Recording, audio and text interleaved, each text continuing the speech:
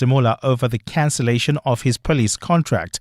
Matlala also said it was former Minister Bheki Cele who facilitated a meeting between him and Mkhwanazi over the cancellation of the 360 million rand police tender. The committee is sitting at the Kgosi Mampuru Correctional Centre in Pretoria this week to accommodate Matlala, who is incarcerated at the facility awaiting trial for attempted murder.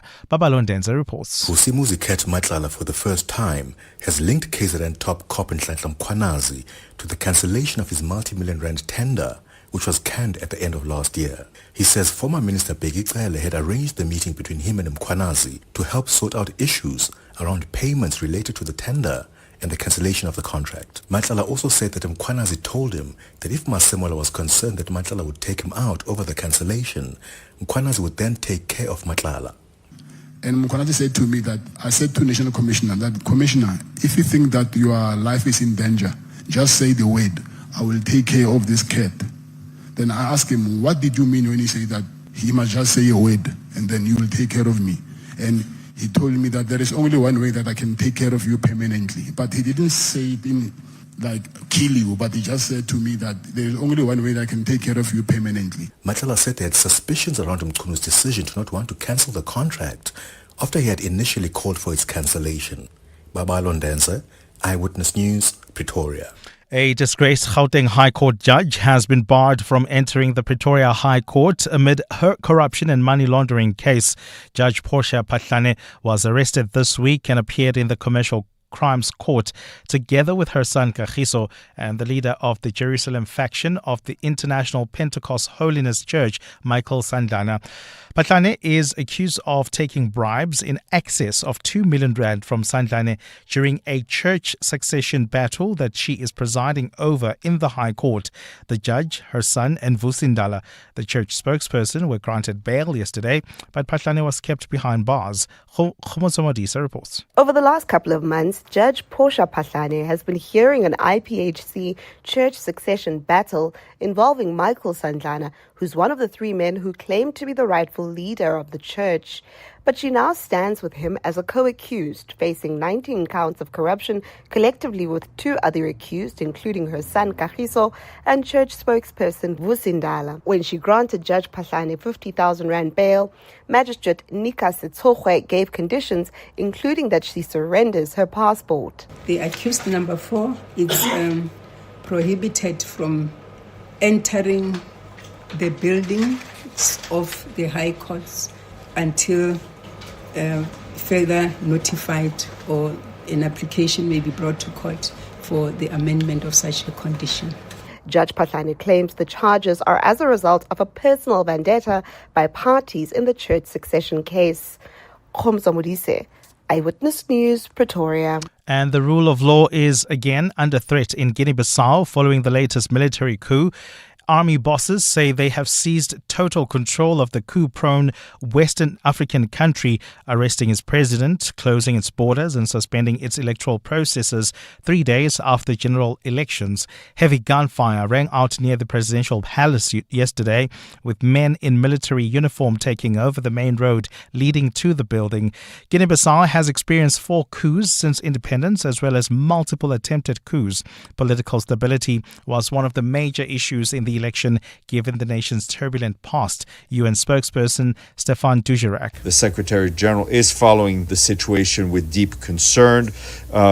He appeals to all national stakeholders in Guinea-Bissau to exercise restraint and respect the rule of law. The Secretary General will continue to closely follow the situation in the country as it unfolds. Gold is trading at $4,153.10 an ounce. The rand is at 17.11 to the dollar, 22.69 to the pound, 19.85 to the euro. Brent crude oil is at $62.79 a barrel. And in the traffic, we still have got heavy delays on the M2 East between Silver Street and the Cleveland Road exit. The M2 West is also heavily backed up as a result. Please be on the lookout there while traveling on the N3 North bumper-to-bumper traffic between Marlborough Drive and the Baklu interchange. A partly cloudy day in store for Gauteng with thunder showers expected. The temperatures will peak at highs between 26 and 29 degrees. The top story in EWN this hour, President Cyril Ramaphosa says as a founding member, South Africa cannot be excluded from the G20. And this is after an announcement last night by U.S. President Donald Trump that South Africa is not invited to the G20 events in Miami. EWN, in touch, in tune and independent. For the latest, visit ewn.co.za or download the EWN app. You're with Clement Manyathela On 702. Let's Walk the Talk, streaming on the Prime Media Plus app, DSTV channel 856, 92.7 and 106 FM.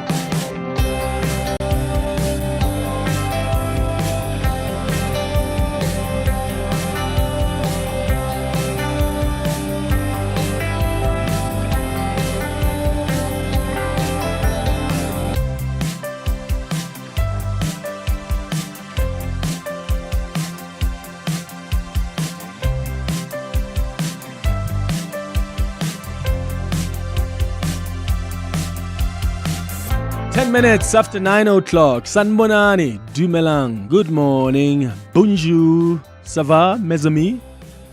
Welcome to the Clement Manyathela Show. So great to be in your company this morning. I hope you're well. The 702 open line starts right now on 011-883-0702. The WhatsApp line is 072-702-1702. We're having a completely different show today. Yesterday, CAT Matlala started testifying in the parliamentary inquiry sitting at the Kgoshi prison. We took that live because it's an important testimony. This man is central to the allegations that General Mkhwanazi has made around corruption and the infiltration in the criminal justice system. So, he's back on the hot seat today, and I know a lot of you have been on the edges of your seats listening to what he's had to say. So we're going to take you back to the Kgoshi prison from 10 o'clock. We are going to be listening to what else he's got to say. I think he still has about 10 pages more to lead his evidence. And then after that, the members of parliament are going to take turns asking him what I think will be some really, really difficult questions. So no Thursday dialogue today. No hanging out feature. We've packed those because we need to hear from CAT Matlala. We start with the open line though. This is your hour. Give us a call or send us your WhatsApp voice note. The US. Can we talk about the US? Huh? Hey Bill, we need silence now when we talk about the US because what the hell? The US President, Donald Trump, thinks that because he's the president or they hold the presidency of the G20 in 2026, then somehow the US can make unilateral decisions about this multilateral institution. He posted on his social media platform yesterday that South Africa, which is the founding member of the G20, won't be receiving an invitation to participate in the 2026 G20 in Miami in the US. In fact, let me actually read the post itself. From Truth Social. It says, and I quote, this is what Donald Trump posted. The United States did not attend the G20 in South Africa because the South African government refuses to acknowledge or address the horrific human rights abuses endured by Afrikaners and other descendants of Dutch, French, and German settlers. To put it more bluntly, they are killing white people and randomly allowing their farms to be taken from them. Perhaps, worst of all, the soon-to-be out-of-business New York Times and the fake news media won't issue a word against this genocide. That's why all the liars and pretenders of the radical left media are going out of business. At the conclusion of the G20, South Africa refused to hand off the G20 presidency to a senior representative from the U.S. Embassy who attended the closing ceremony. Can I pack it there for a bit? That's a lie. Well, there are many other lies in this Truth Social post. But I want to pack it here because that is a lie. How do I know it's a lie? Because we were there at the G20. There was no senior U.S. representative who was in attendance. And because I wanted to be sure, right, I asked whether it's true that there was a U.S. representative who had attended the closing ceremony at the G20. And I was told no. And I was told this by the Americans themselves. There's someone that I've spoken to who has confirmed that there was no U.S. representative who was there. And also, guys, we would have known had the U.S. representative been there. They would have made sure that we know that they're there. But President Trump claims in this social media post that South Africa refused to hand off the G20 presidency to a senior representative from the U.S. Embassy who attended the closing ceremony. Then it goes further to say, therefore, at my direction, South Africa will not be receiving an invitation to the 2026 G20, which will be hosted in the great city of Miami, Florida next year. South Africa has demonstrated to the world they are not worthy. They are not a country worthy of membership anywhere, and we are going to stop all payments and subsidies to them effective immediately. Thank you for your attention to this matter, end quote. That's what the U.S. President Donald Trump said in his Truth Social. What do you think? And here's a question I'm asking you, because it's a question I've been asking myself. What do you think should be the approach of other G20 members? If I was radical, I would say they should boycott the G20 next year. If I was radical, but I'm not. Because I'm more rational than radical, I think the world leaders should send a junior delegation. I think they should send junior delegations to this G20 next year. It cannot be that America acts like the G20 is their baby. And yes, they hold the presidency for 2026, but this is still a multilateral institution. Decisions are taken by consensus, and America wants South Africa to be excluded for next year. Then they should put it up for discussion with G20 leaders if that's what they want. South Africa is a key actor from the global south in the G20. And I really think it's going to be interesting to see how other G20 members, especially our allies, respond to this US's unilateral decision on South Africa's participation in this multilateral institution. Not US institution, multilateral institution. The US doesn't own the G20. I wonder how the Western countries will respond. Any of the G7 members. I wonder how the Eastern powers, China, Russia, will respond, or the major emerging economies like India, Brazil, and Mexico. But I'm looking more to our BRICS allies. I'm looking more to the European Union, because these are people that have pledged their support. So let's see whether the G20 stands firm on multilateralism or whether one member ends up shaping the agenda alone. And I know it's tricky, because should countries act on their own, that is going to probably bring about retaliation from Donald Trump, the U.S. president. So those countries may be targeted by the Trump administration. And that's why I think it's important for the G20 to speak as an institution, to affirm its collective decision-making, its consensus-building mechanism, and speak in one voice. So what do you think should be the approach of other G20 members or of the G20 itself? Our president released a statement saying South Africa will continue to participate as a full, active, and constructive member of the G20, and he's calling on the G20 to reaffirm its continued operation in the spirit of multilateralism. Let me know your thoughts on 011-883-0702. Your WhatsApp's on 072-702-1702. Let's also connect the dots, shall we? CAT Matlala testified yesterday. What did you make of his testimony? What piqued your interest? There are a few contradictions that I picked up. Well, and I say contradictions because there's stuff that he told the parliamentary inquiry yesterday and the stuff that he's told the police after he got arrested a couple of months ago. So let's talk about that. What did you pick up? What piqued your interest? Give us a call or send us a WhatsApp voice note. Malibongwe, you're calling us from Midrand. Let's start with you. You want to talk about the G20. Good morning. Good morning. Okay, Malibongwe, hold on. Abel just gave me like a hectic look because I didn't say that's the show coming up over the next 3 hours.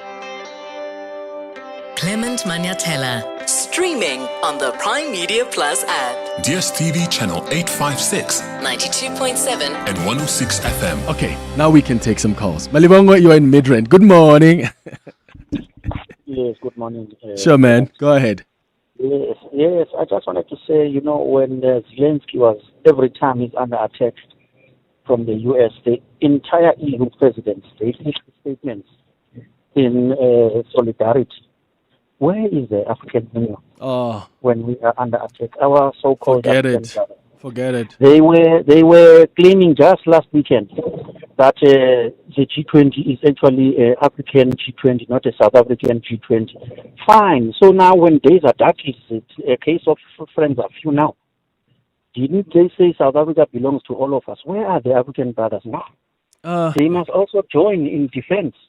Yeah. Where are they? And look, where are they? Look, Malibongo, I do think that even if the AU said anything, I don't think Trump, that they hold a lot of influence. I think we still have a lot of work to do in the African Union for us to be a powerful collective voice. I don't think we speak in one voice. I don't think we have. So 1 second, I don't think we've solidified our collective voice as the African Union. But I'm dismissing it because I'm thinking they have failed to actually speak even on what's happening on the continent. I mean, look at what's happening in Guinea-Bissau now. Do you think the AU has released a statement? I bet you the European Union or even other countries or other multilateral institutions will release statements before the AU itself responds to what's happening here. Yes, Clement, I hear you. But just last weekend, they were saying the South African GU is an African G20. How come they associate with us when they are with our successes? But the moment we are under attack, they don't associate with us. That's all I'm saying.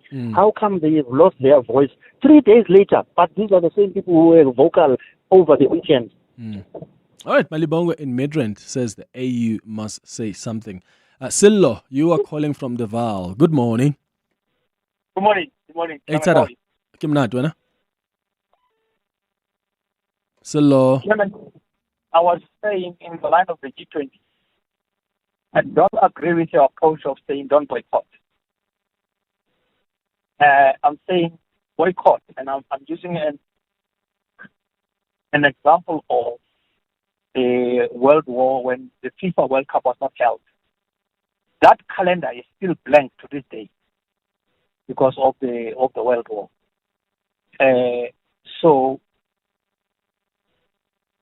our kids must come and ask, why was the G20 not held in that particular year? It will show that the Americans had a clown for a president. Because South Africa was not invited by Trump to G20. It was invited by everybody. So the decision to get us out should not be based on one lunatic throwing tantrums every day when they wake up. That's my point. They can't take a unilateral decision, Silo. In the Val. Couldn't have said it better. Devin, you are calling us from Kempton Park. What do you think? Clement, good morning. Can you hear me there? Yes, I can. Go ahead, brother. Great. What I just wanted to bring to the table is there's a lot of talk about how America is the bully here. But I wonder why nobody's talking about the South African government's unwillingness to accommodate America in any way. The American government's made it clear what their concerns are, and it just seems like our government's just completely ignored it. What is their concern? They're concerned about white farmers being killed. Do you think white farmers are being killed? Most definitely. Do you think white farmers are being killed more than black farmers? Yes. You're wrong. I don't know. Maybe not more than black farmers, but okay. So but it's not. You can't say that white farmers are. That there's no reason to be concerned. Okay, but why is white life better than a black life? So if your argument is that black farmers are dying more than white farmers, why do you think white farmers are so precious to be put in one little box that must get the attention of Donald Trump? If you so believe that there are more black farmers, which our statistics attest to, why do you think white farmers must be given that special attention of, oh, look, these ones are dying, even when they're dying, they're small numbers? I think we need to make sure about what those statistics are, because I don't think that we have any widely agreed upon stats available. And I'm not saying that black lives are less worth less than white lives, not at all. But what I am saying is, there's definitely it's definitely not something that should be ignored. But it's not being ignored, Devin. I've spoken to the national commissioners, all different of them, many times about the task teams that they have appointed to investigate and focus on rural crimes. You know, you live in this country, you know how crime is an issue. You know how gender-based violence is an issue. You know how people are scared to even walk around Johannesburg. People are scared to even go and jog. These are black and white people. So the minute you buy into the narrative that, oh, there's a white genocide here, then you are being completely mistaken. I can get it from people who don't live in this country. But for someone who lives in South Africa, you know that crime affects black and white. Okay, but I'm glad you brought up gender-based violence, because that's a crime that's been made a high priority in South Africa. Rural crime is also made a high priority. Like why has nobody made farm murders a high priority crime? Rural crime includes farm murders, Devin. Rural crime means there are certain farmers who are black, there are certain farmers who are white, who are dying, and they're dying brutally, and there's context around that. And part of the reason is that there is no proper policing in rural areas like that, in these farm areas. So a police station is like 20 kilometers away. And that's why criminals would take advantage of someone who's in a farm. Equally so, there are people who work in those farms who get targeted and are brutally killed. That is rural. These are rural crimes. And I know the National Commissioner has spoken many times about how they have taken decisions and mechanisms to prioritize that. Okay, well, I've seen stats that show that if you take in a population of 100,000 people in South Africa, a farmer is killed. There are 135 murders. Compared to how many murders against black people? I'm not talking white or black. I'm saying 135. Yes. In a population of 100,000 people. 100,000 people of what? What's 100,000 what? Of white people? It doesn't matter. 100,000 people. Yeah. 135 of those are farmers. All right? If you consider the farmer population. Yeah, and those are black and white. It's got nothing to do with black and white. Well, it is. It does, because Donald Trump, which was the basis of your argument, Donald Trump doesn't say black. Donald Trump says white people are being targeted. No, look, my argument is the government can't just sweep it under the carpet. They have not. I've just said to you, there is a whole national plan, rural crimes. The National Police Commissioner has come up with a strategy to deal with rural crime. Okay, all right, fine. But my point is, I don't think the government should sweep it under the carpet, and I think they would do well to accommodate this as far as, and they haven't made any concerted effort to accommodate what the Americans have asked. Well, I've just said that they have. In fact, can we get, what's his name? What's her name? Let's get the SAPS spokesperson on the line so that she can explain to Devin what the police have done to respond to rural crime. Not to respond to white people's death or murders, to respond to rural crime, because black and white people are being killed. Your voice. Your station. Your open line. Walk the talk with Clement Manyathela on 702. Vincent Magwenya is the presidency spokesperson. Thank you so much for making time, Vincent, and apologies for making you wait there for a while. I just want to first get some clarity on what Donald Trump says on that post. He says that South Africa refused to...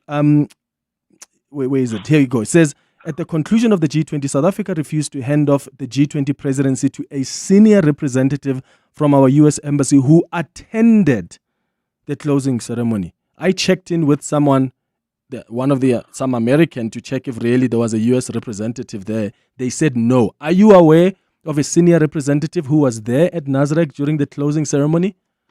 No, Clement. Good morning to you and to listeners.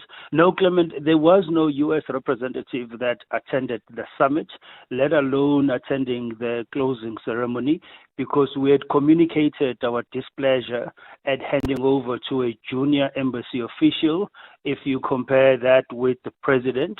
And the handover was completed and done yesterday at the offices of DECO. Okay, so he lied then.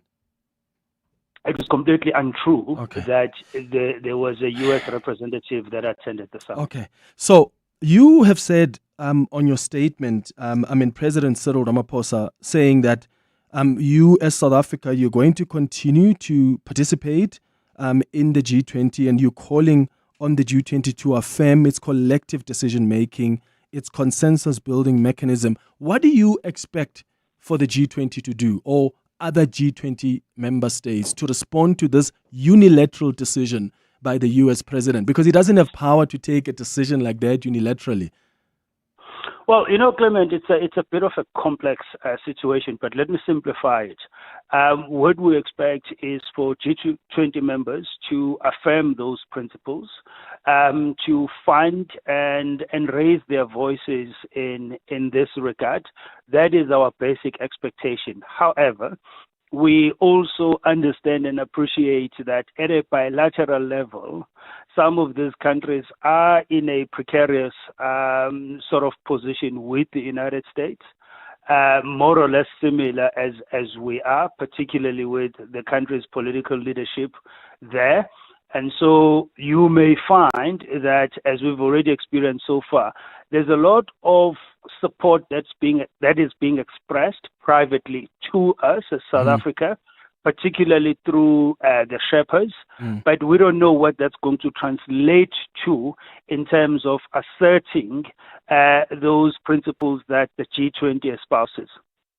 Okay, and I've seen a tweet by the German ambassador, in fact, this morning, saying South Africa is needed on the table, even next year at that G20 in the US. But would you perhaps start campaigning perhaps for the member states to, or even the blocs like the European Union, for instance, or BRICS allies, to release a statement of sorts?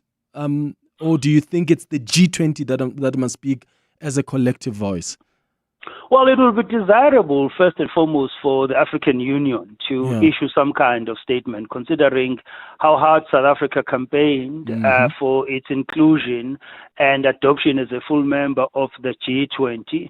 However, we're not really going to start campaigning and canvassing each of the members. What we've started doing, Clement, is in the bilateral meetings that President Ramaphosa held in the lead up to the G20 Leaders Summit, we started looking at how we can forge further cooperation on key elements of the declaration. For example, there is already an agreement between South Africa and France, France being the next G7 sort of president next year, that there has to be momentum that is carried through from South Africa's G20 into the G7, and a lot of the key themes expressed in the G20 declaration finding expression into the G7 processes. Now, that's far more useful for us because it then looks at what needs to be done substantively. The U.S. is only going to have 1 year of the G20 presidency. Worst case scenario, we've already started working with the UK on those issues in a similar manner that we've done with France. And so that's where we'll focus a lot of our energies rather than canvassing members, just so that we have a seat at the table in an environment that's increasingly toxic and unconstructive. Okay, just lastly, because I'm late here, the other thing that he says on his social media post is that, and I quote here, "We're going to stop all payments and subsidies to South Africa effective immediately." Do you have any idea, as the South African government, what he's referring to here? We're not quite sure what subsidies and payments is referring to. There was some kind of change of heart in terms of funding health programs, albeit at a much more lower level than there was before. And so maybe that's what he's referring to. But be that as it may, whatever subsidies or payments he imagines, that does not mean that South Africa's sovereignty is for sale. All right, Vincent Magwenya, appreciate your time. Presidency Spokesperson. It's 9:33.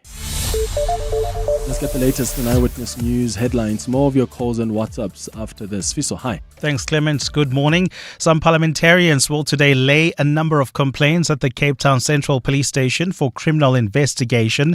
First, the DA will be lodging a complaint against MK Party MP Duduzile Zuma Sambudla over her alleged involvement in recruiting South Africans to fight in Russia's war against Ukraine. Meanwhile, the MK Party says it will be laying two complaints stemming from Parliament's ad hoc committee investigating police corruption.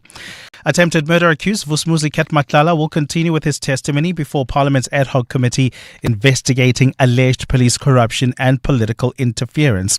Appearing before the committee for the first time yesterday, Matlala said KZN top cop Nhlanhla Mkhwanazi made veiled threats about permanently taking him out should any harm come to National Police Commissioner Fani Masimula over the cancellation of his police contract. And South Africans again are being warned to refrain from impulsive spending on Black Friday and during the festive season. The National Credit Regulator says this will go a long way in helping people from getting into unnecessary debt. The regulator has revealed that more than 10 million South Africans are over indebted.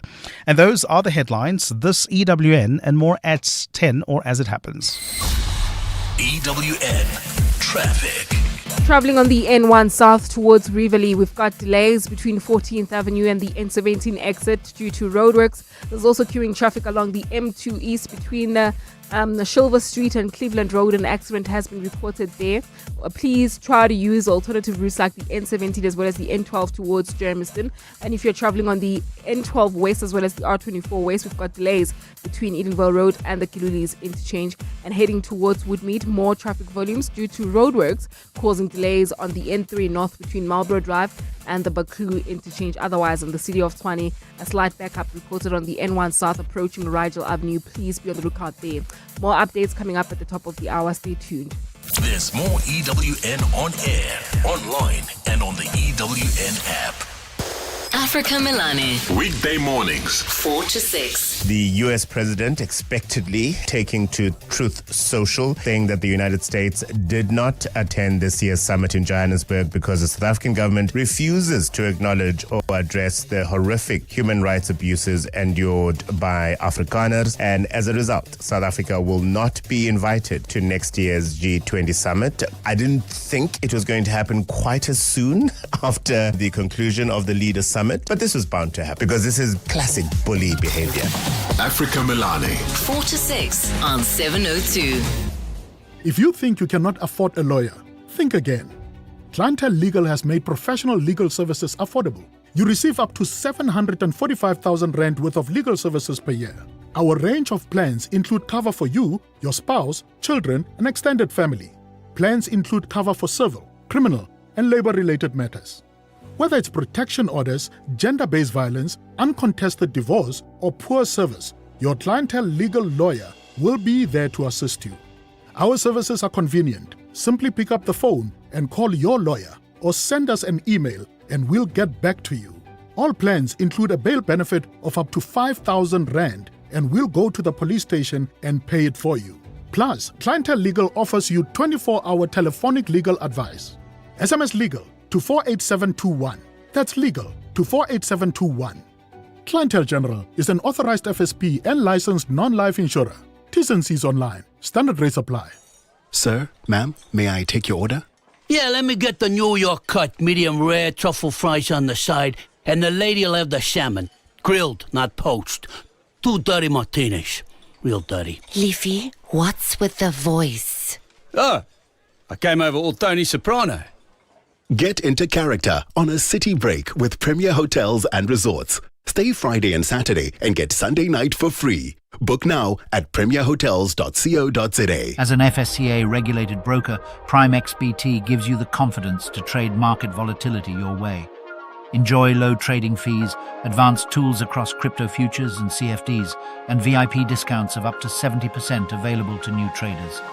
Take advantage of free deposits and withdrawals with crypto options and local South African payment methods. Prime XBT, empowering traders to succeed. Trade responsibly.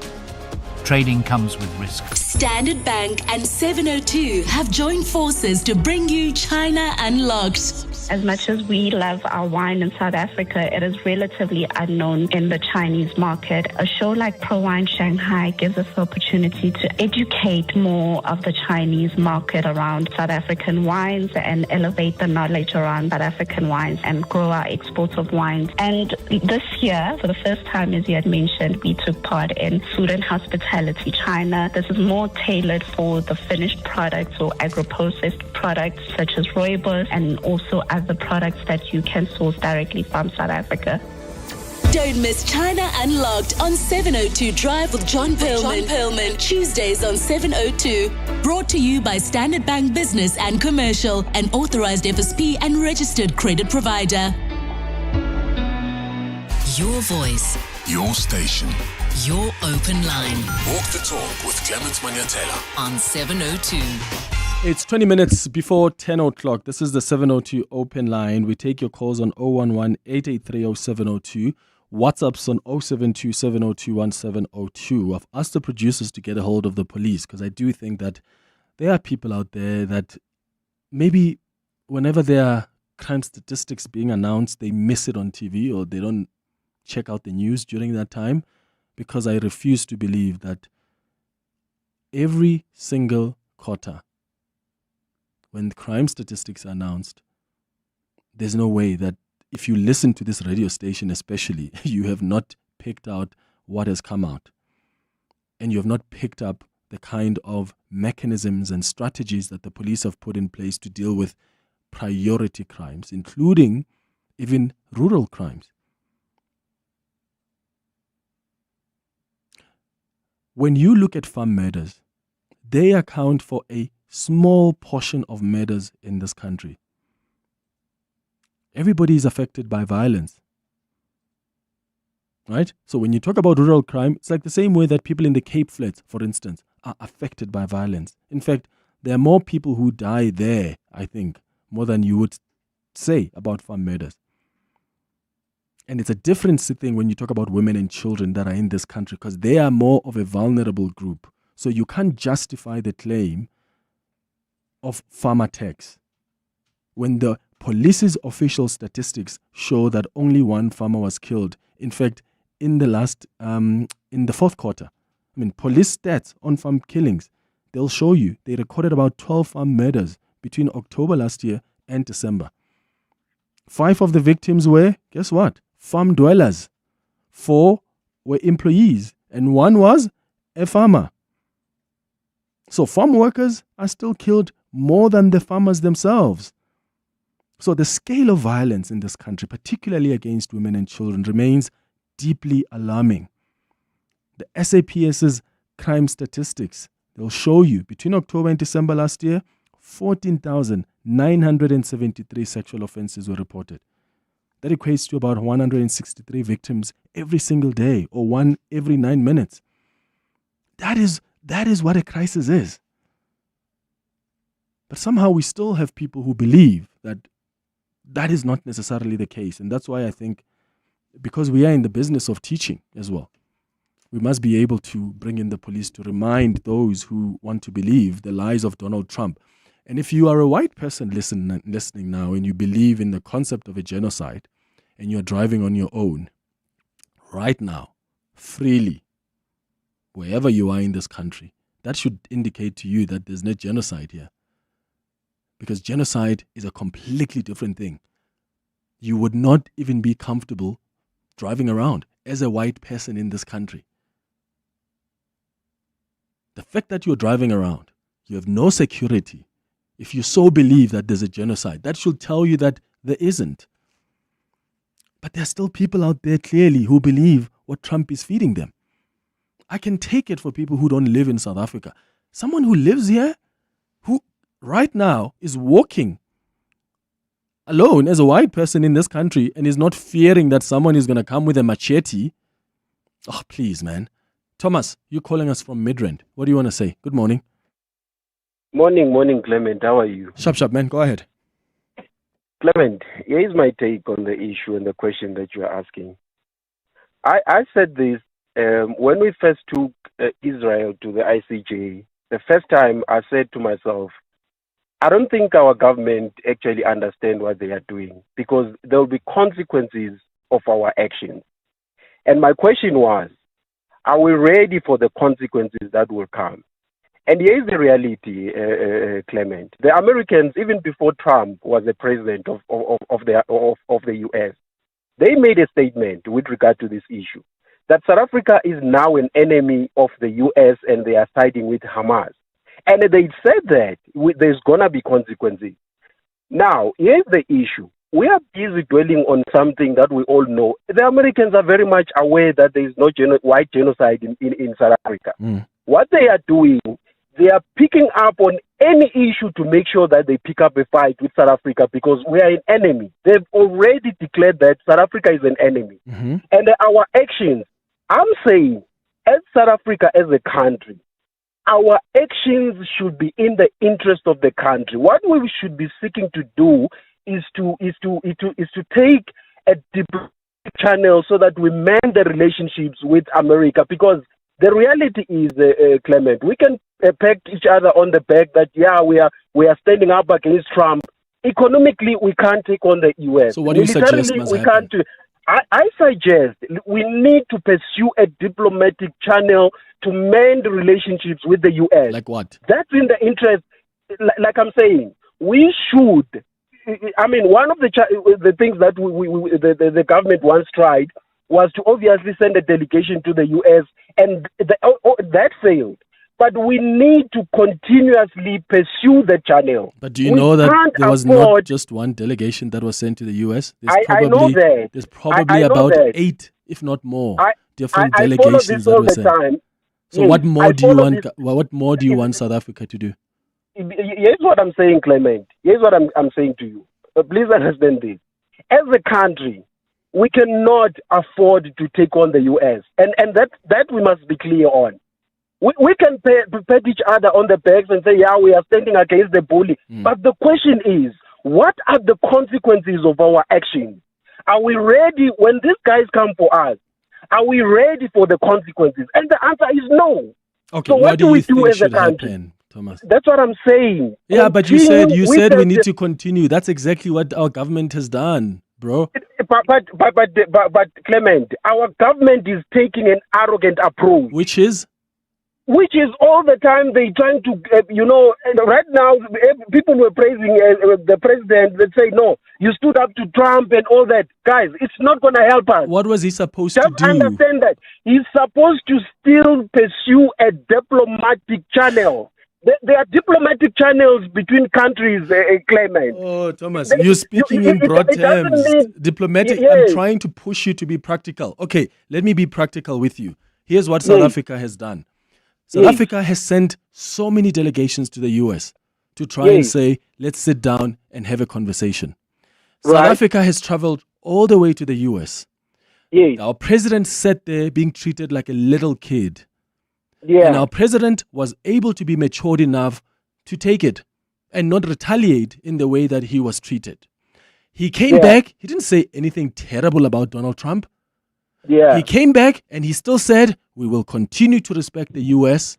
and continue to engage them. If that is not diplomatic to you, I don't know what else you expect. Now, G20, our president had discussions with the U.S. The U.S. said, hey, we thought we were going to come. We're not coming. Oh, we want to come and bring in a delegation. Our president said, I'm going to be diplomatic about it. If he wasn't diplomatic, when they received that diplomatic note from the U.S. that says we're going to send a deputy at chargé d'affaires, the president would have said, we're not doing that. He didn't do that. He went into diplomatic mode and had conversations with the U.S. to see how we can find a way around this. How is that not diplomatic? Clement, like I said, I'll take you back to my first statement. First of all, the ICJ case is still there. So you think we should withdraw the ICJ case? Exactly. Start from there. Because our actions will signal to the Americans that, look, we are on the path of pursuing friendship with them. First thing we must do, let's go back there. Withdraw that case because, look at it this way again, Clement. You've got peace right now between Israel and Hamas. Where are we now? We still have a case in the ICJ, and it's making us to fight with the Americans. We are not even part of the peace negotiations that took place in Gaza. But here we are saying we are not going to withdraw the ICJ case. We don't care what the Americans do. We don't care what Israel does. So, That's Thomas, not the way, that is not the way to have relationships with countries like the U.S. and Israel. So, Thompson, and I'm saying to you, we cannot afford to be arrogant towards this country. So South Africa must choose friendship with the U.S. over protection of human rights. But Clement, South Africa must choose at all times what is in the best interest of its citizens. Well, we live do you understand what I'm saying? I do, but you do understand that we live in a global community? Do you understand that? Of course. Do you understand that if we didn't live in a global community with countries that actually didn't only become selfish and think about their own interests, but thought about the human rights violations that were happening in this country, if it wasn't for those other countries who showed solidarity with us, you and I wouldn't be enjoying the freedom we're enjoying right now. Are you aware of that? I'm very much aware of that. So how do you think, think in this global world, Palestine gets the solidarity it needs so that human rights can stop there? Clement, here's my response to you. Remember, we are living in a global world. We are not an exclusive or a different country to all the countries around the world. All countries worldwide, they take unilateral, or I would say sovereign decisions on how they choose to support who. In the Gaza war, there are people who side with Palestine, there are people who side with Israel, and each and every country takes its own sovereign decision to say, this is how we are going to support so and so, this is how we are going to support so and so. But every decision must be informed by what is in the interest of South Africa as a country. Just like all the other countries in the world, they are making whatever decisions that they are making, and they are putting their interests first, and then with recognition that we are living in a global world. You are not Russia, you are not China. Understand that. Whatever decision that you take, you must not equate yourself to China, you must not equate yourself to Russia. You need to be prudent on how you take decisions in a global world. Yeah, Thompson, I really think that that's quite a dangerous hole to get into. Because if we're going to use your analogy for emerging or global South countries to really just shut up and take the bullying, then we're going to be invaded here one day. And if we try to even stand for ourselves, we're going to be seen like we are punching above our weight. In a multilateral system, you've got to respect the sovereignty of countries. Whether countries are smaller than you, bigger than you, emerging markets, the biggest economies, the very simplest courtesy you can ever afford to a country is to respect its sovereignty. The fact that Sudan is facing a war, the fact that there's a small little country somewhere on the tip of this continent doesn't mean that it's less important.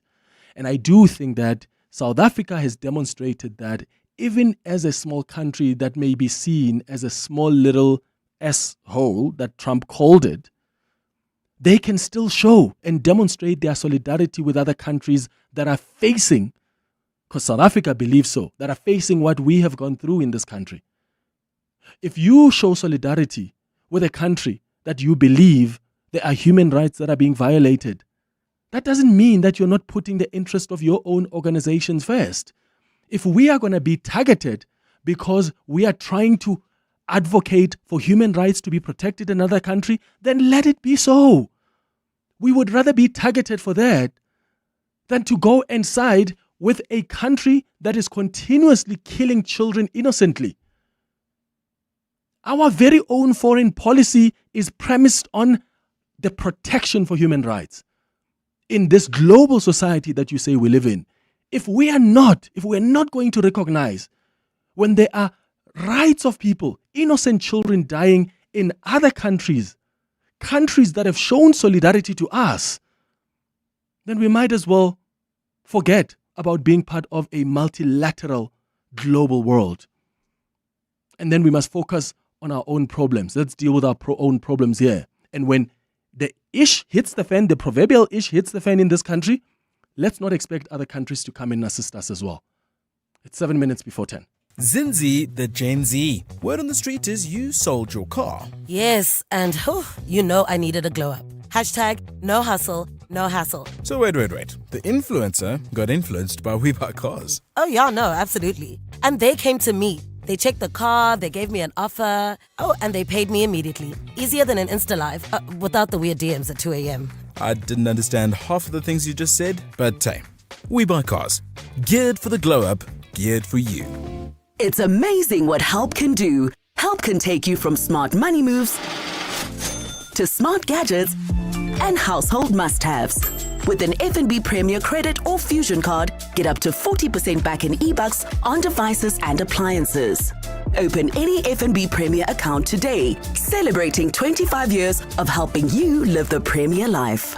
FNB, help changes everything. TC's earn rules apply while stocks last. FNB, a division of First Rand Bank Limited, an authorized financial services and credit provider. Those trusty old shoes, there for your first move out of home. That marathon training that lasted a day, the quick runs to the store, the long nights out. Yeah, they've done the most for you. But with the Street Store, they can do even more for someone else. Visit thestreetstore.org to find out more about donating your pre-loved shoes and clothes to the world's first rent-free pop-up clothing store for the homeless.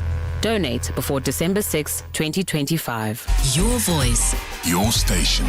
Your open line. Walk the talk with Clement Manyathela. On 702. 5 minutes before 10 o'clock. Masha, you're in Johannesburg. What are your thoughts? Good morning. Hi, Clement. Thank you for such an engaging show. It's interesting to listen into and also participate. I just wanted to say, I live in Johannesburg and I've got a farm in northern Free State. And I just want to highlight that, you know what, there is crime. There's crime. In Joburg, where I live, where I primarily reside, and in the farms out there, there's crime. And it's colorblind. It doesn't care if you're pink, blue, green, whatever. If I leave tractor out there, they're literally going to pick it and take the batteries. And they don't care if it belongs to a black person, a pink person, a yellow person, a white person. So, you know, we had a caller who called in about a couple of minutes ago, the gent who was saying we need to address what Trump is saying. Honestly, I think it's just unfounded, and they're just looking for, you know, some excuse to, you know, start or whatever it is they want to start with South Africa. But this whole narrative that there's crime, there's white targeted crime, I don't think it's true. I mean, I'm speaking as a farmer, and I'm speaking as someone who also lives in Johannesburg. Yeah, it's just disappointing hearing it from people who live here, Masha, who walk around so freely. And by freely, I mean, you know, I don't know of any one person who's scared to walk out of their house because they think someone is going to come with a machete and kill them just because they're white. But all of us are scared of crime. All of us are worried. All of us are scared to go jog in the afternoon, whether you're black or you're white, because we live in a country that's riddled, rife with crime. But for people who live in this country, who want to believe the genocide narrative that Donald Trump advocates for, that's my disappointment. Leighton, you're in Alberton. Good morning. Yes, good morning. I think I would love to say I disagree with the caller who said South Africa must accept the bullying, coming from the U.S. It doesn't work like that. South Africa is at an advantage because, number one, United Kingdom, Germany, and all these other big guys in the world, they support South Africa and they don't see any genocide. That's point number two. Number three, South Africa is not like Zimbabwe. In Zimbabwe, when the land distribution was being done, there was a lot of violence, right? In South Africa, there isn't none.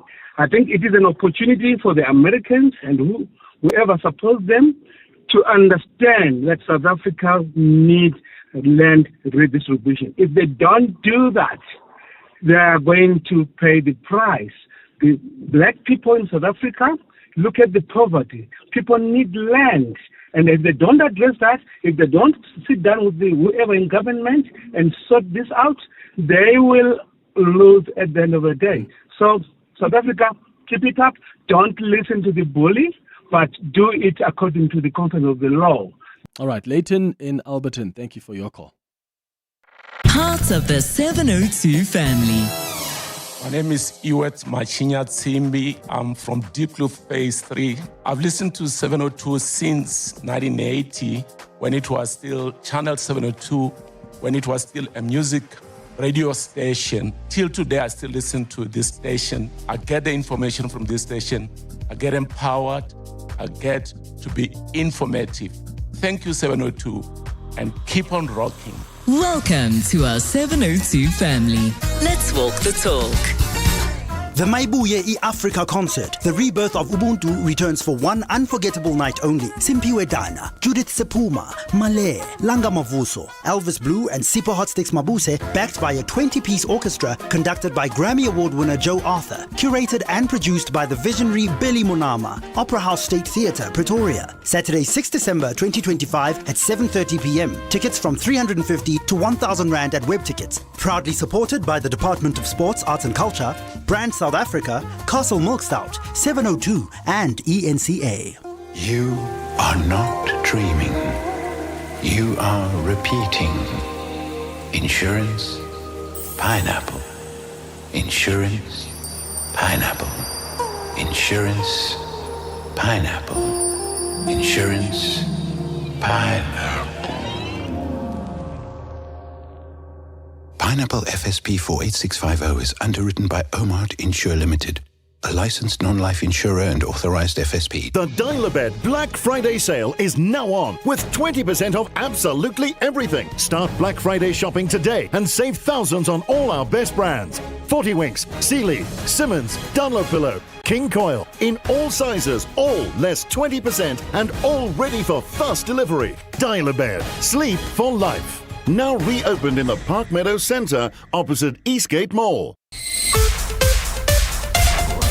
This is EWN.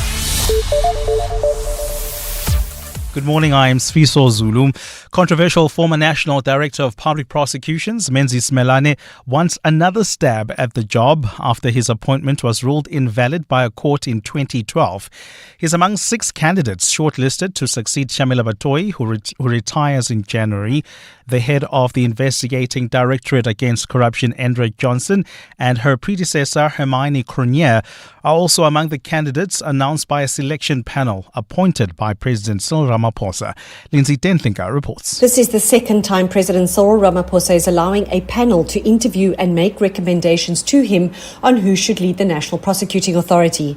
According to the Constitution, it's the President's sole prerogative to make the appointment. Today, the panel said it had considered a total of 32 applications and shortlisted 6 candidates. They include the Director of Public Prosecutions in the Western Cape, Nicolette Bell, and her deputy, Adrian Mop. Former Director of Public Prosecutions in the Free State and former Director of the Financial Intelligence Center, who is currently the chair of the Global Coalition to Fight Financial Crime, Kolesile Kanyile, rounds out the list. Justice spokesperson Terence Manasseh says the recruitment process is ready to head to the interview stage. The panel noted that this represents an important step towards ensuring a transparent, credible and inclusive process. The public is now invited to make submissions on the shortlist before interviews are due to be held on the 10th of next month. Lindsay Dentlinger, Eyewitness News. Some parliamentarians will today lay a number of complaints at the Cape Town Central Police Station for criminal investigation. First, the DA will be lodging a complaint against MK Party MP Duduzile Zuma Sambudla over her alleged involvement in recruiting South Africans to fight in Russia's war against Ukraine. Zuma Sambudla's half-sister filed similar charges against her in Johannesburg over the weekend. The DA's Ryan Smith. The DA will file the criminal case with the South African Police Service to investigate the roles of Zuma Sambudla after 17 South African men find themselves fighting in an active war zone, reportedly lured there by members of the MK party itself. New evidence and facts have recently emerged in this matter.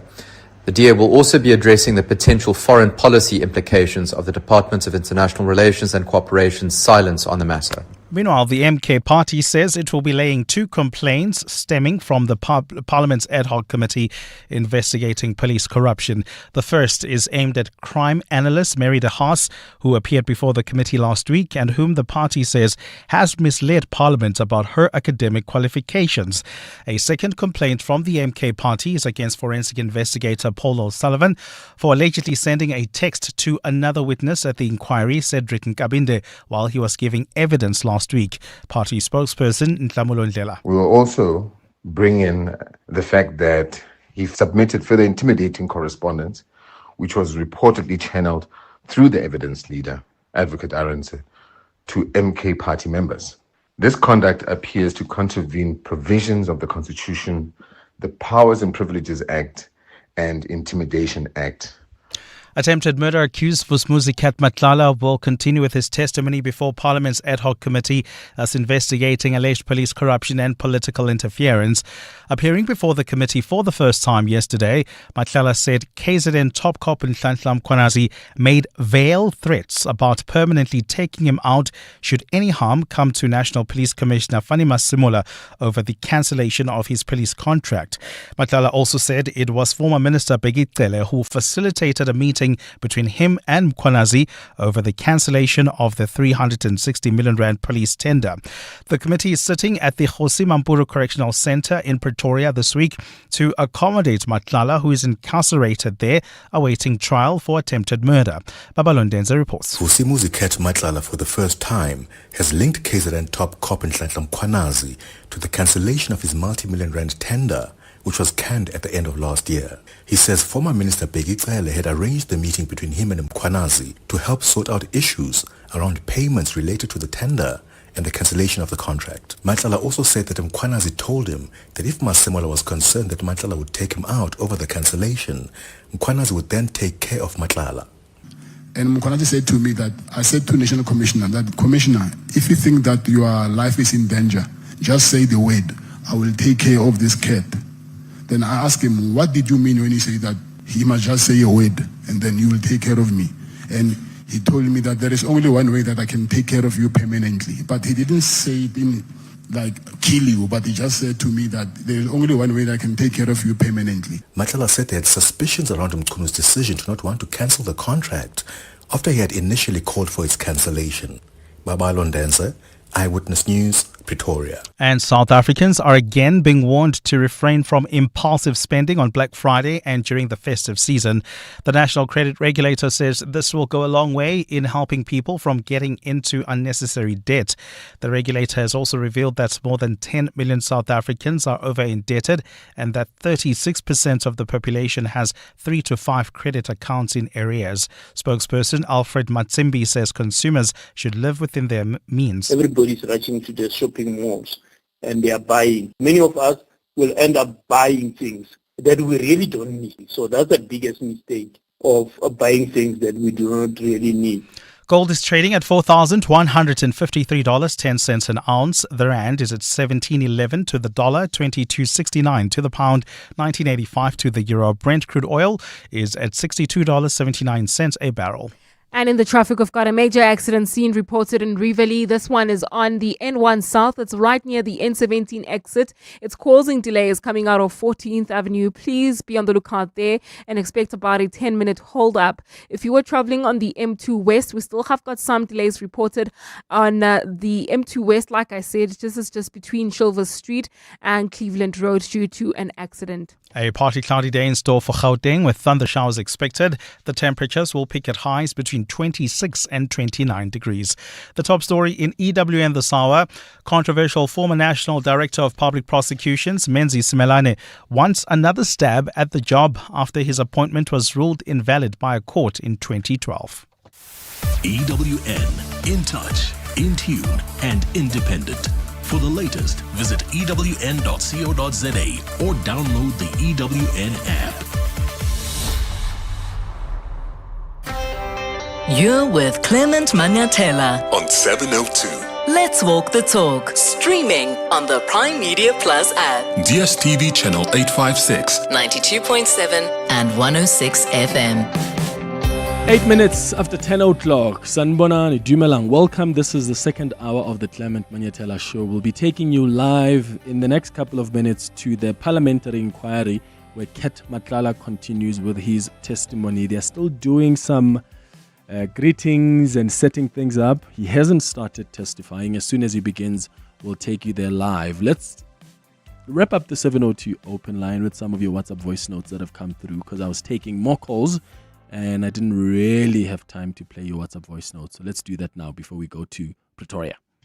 Hi, Clement and team. You know, Clement, I'm trying to understand this guy to say that saying our government was supposed to pursue Trump because our government didn't do anything. He did what he was supposed to do. So in other words, he's saying indirectly, he must agree with Trump saying that there's a white genocide in South Africa. No, if it's a wrong, it's a wrong. We have to face the consequences and see how we're going to work around that. That's how I feel. That's how I'm thinking. Because you can't, like, the only thing here is that what he's saying, Cyril was supposed to say, yes, there is a white genocide, just for us to be okay because of the interest of the country. No. Maybe I'm wrong. I don't know, but no. Good morning, Clement. You know, white privilege. It's exactly what I've heard from your previous caller. White privilege. White must be special. Aibo. This is South Africa. We are all equal. Clement, by the way, I think who will attend the G20 next year? Who will? I mean, they can just send their representatives, you know. Donald Trump doesn't know African ancestors, I see. He's just exposing himself.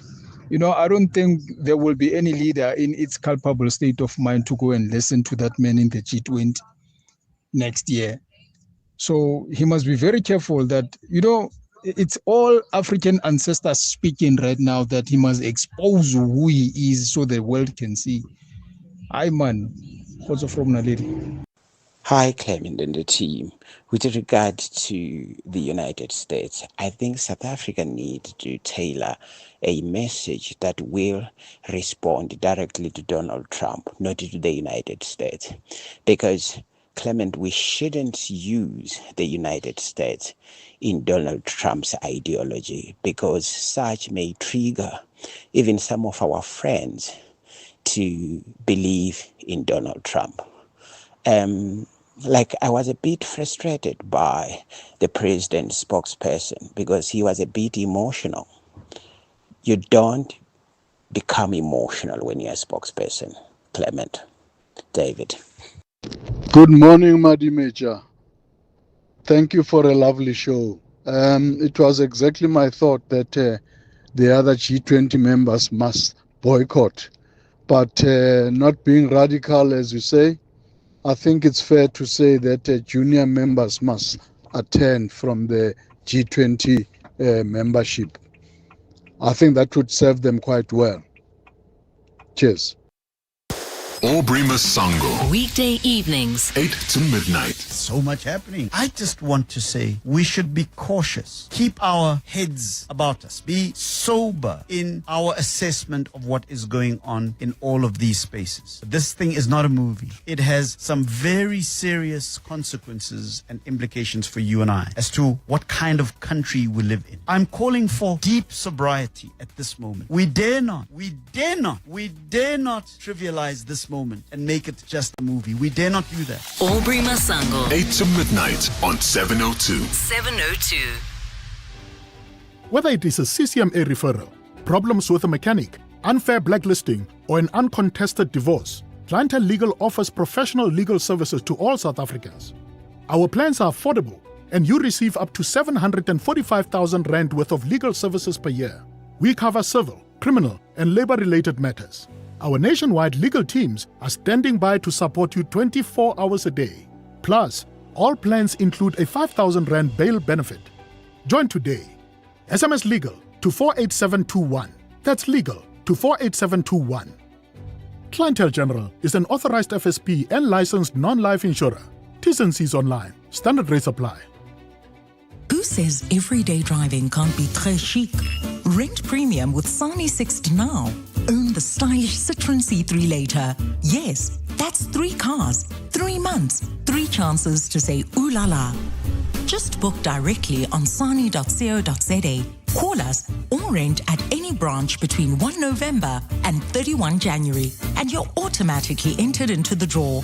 Bon voyage with Sani Sixt and win. T's and C's apply. At Rhythm House, just the other day, mid-sides lesson, bold as daylight. A frog hopped across the lab like it had a syllabus to check. Most schools would have screamed. We got curious, and that grew into an entire sustainability project and a few unexpected scientists. The opportunities are endless, and they are all in the experience at Rhythm House. Search Rhythm House Schools online and see for yourself. An inspired school. In a world where markets move fast, confidence isn't a luxury, it's a necessity. Primex BT is empowering a new generation of traders with a next-level trading experience that puts control back where it belongs, in your hands. Catch 702 in conversation with Primex BT this week on The Money Show with Stephen Grotes, unpacking their seamless integrated trading platform. Discover how they are redefining what's possible for traders through knowledge, cutting-edge technology, and trust. Don't miss it. Primex BT, empowering traders to succeed on 702. Trade responsibly. Trading comes with risk. You're with Clement Manyathela. 702. 14 minutes after 10 o'clock. All right, so the members of parliament have still been going through greetings, but I see now the senior counsel has started speaking. So they've handed over to him, and he's going to continue leading CAT Matlala's evidence. So let's take you live to Guinea-Bissau prison. The cooperation, Chair, in trying circumstances, and we're working after we adjourned last night and also this morning. We do have a finalized statement which has been signed. We're just waiting for the commissioner who signed the affidavit just to properly initial each page. And then it will be made available to the committee, initially online, and thereafter arrangements will be made for printed copies to be made available. The statement is not that much materially different from the draft we had yesterday, and perhaps with your leave, Chair, can we just wait for the original to be brought back by the head of this facility, who's with the Commissioner at the moment, and then I can better deal with some of these changes that have been made. As I said, they're not major. Some of them we had already dealt with yesterday, and then Mr. Matlala can confirm that under oath. In the meantime, with your leave and the committee's leave, we can, and obviously with Mr. Matlala's concurrence, we can proceed in the meantime. There isn't anything at this stage anyway that touches on any changes that him and his legal team made to the affidavit, which will prevent us from proceeding immediately. Thank you, Chair. With that having been said, can I check honorable members to agree that we proceed? If there is any objection, you can raise your hand without having to rotate. I don't see any objection. Mr. Matlala, are you ready? Can we proceed? Yes, I'm ready. And you agree with the statements that the SC makes? Yes, I agree. Okay, thank you so much. SC and Mr. Matlala, good luck in your engagements. We will run until 12 o'clock. We will decide at that time if the SG is, if you are done with the presentation of evidence. If there will be more time, the committee will decide how it allocates. For now, we allocate to between now and 12. Thank you so much.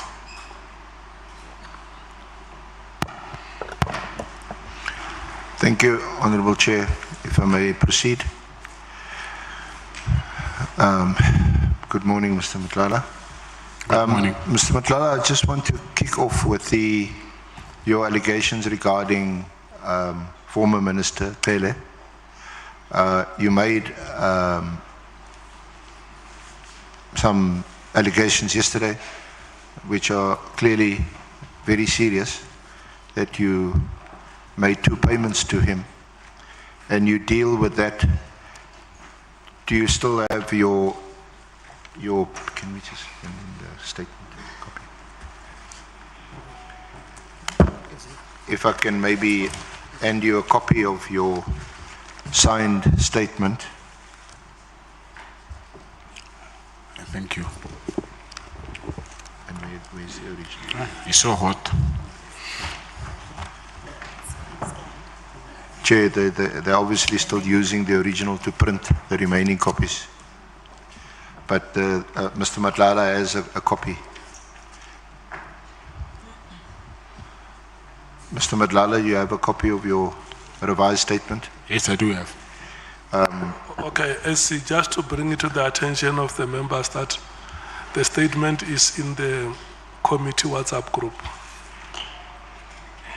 Sorry, Chair?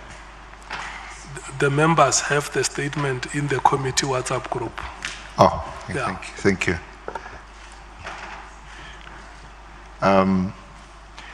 Mr. Matlala, I kicked off with saying that I want to just revisit your allegations yesterday that you paid or made 2 payments to former Minister Cele, and you dealt with that in your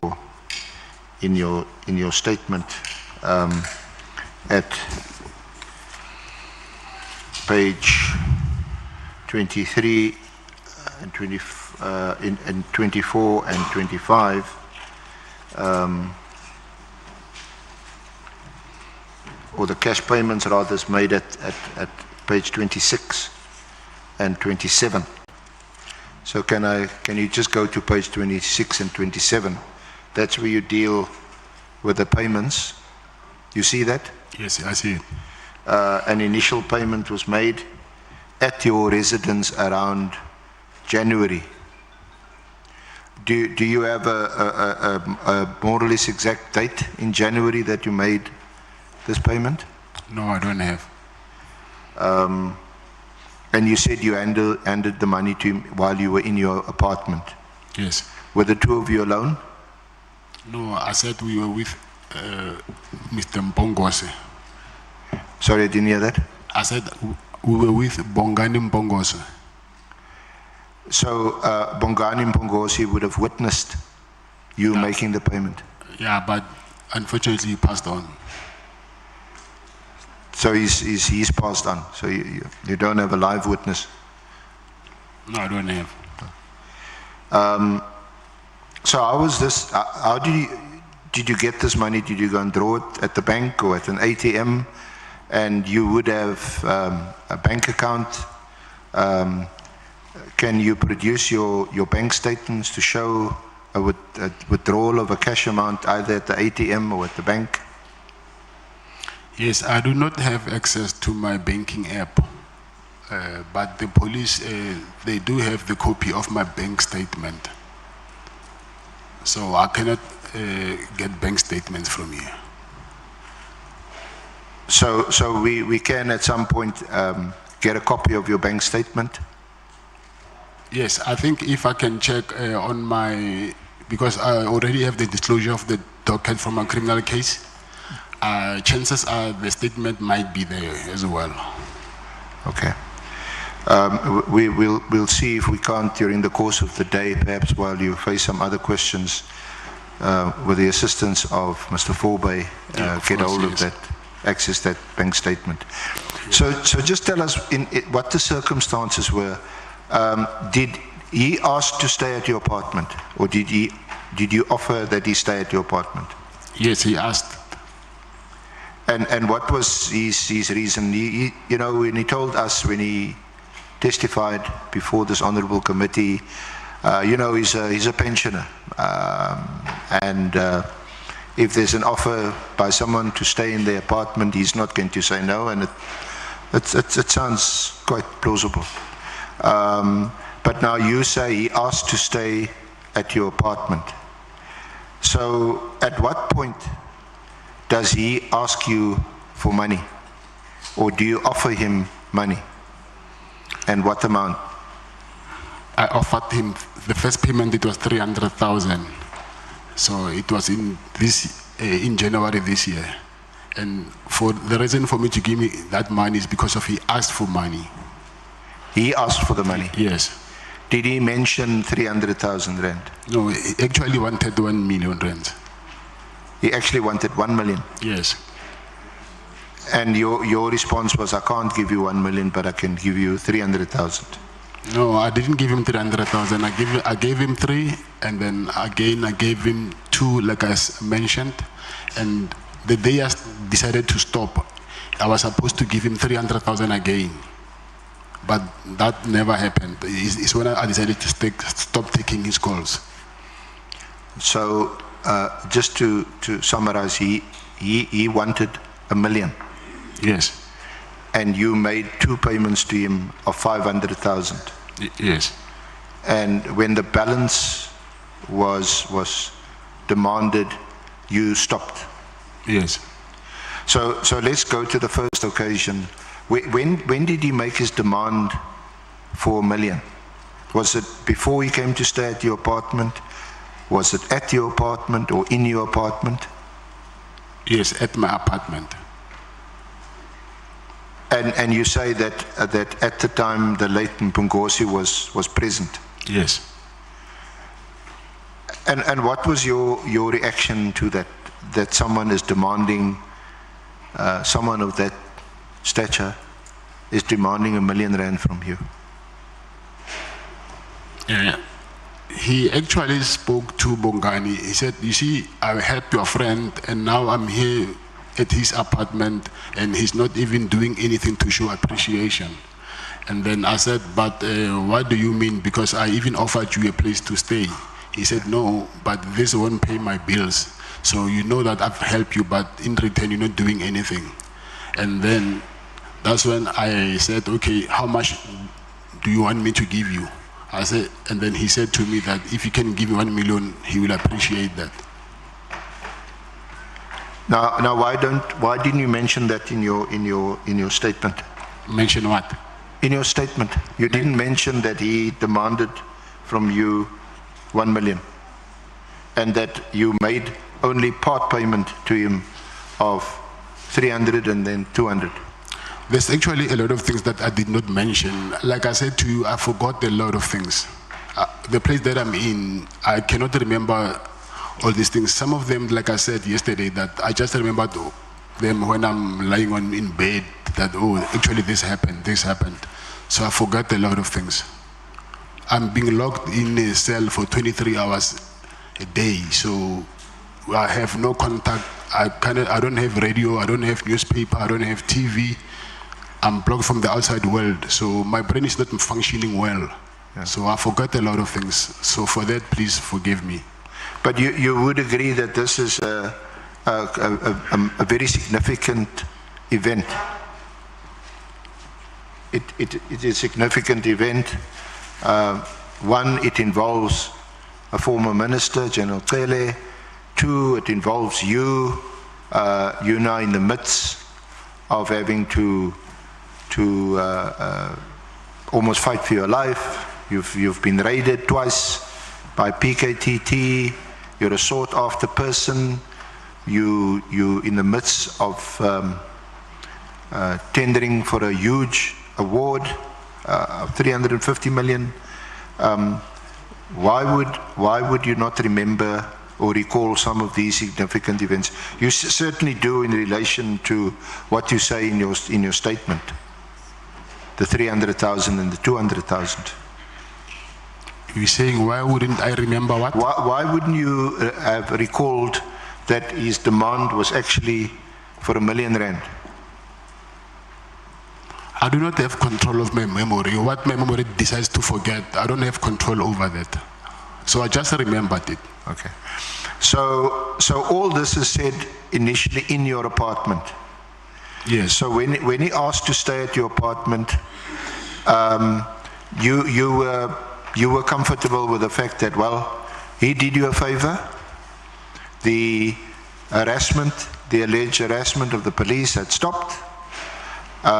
Your firearms have been returned, and you're quite okay to give him access to your apartment. So up until that point, everything is fine with you. Before the money part.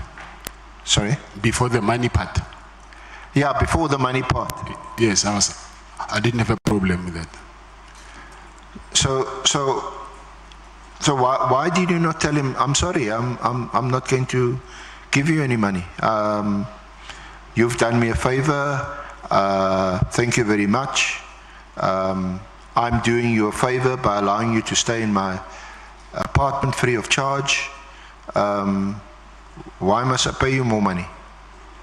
I don't think even yourself, if you're in my shoes, you'll do the same, because I've witnessed what these people were doing to me, and then I know this person, he managed to put him on a leash. So I wouldn't want to provoke him or say something that I know that he wouldn't like. Okay.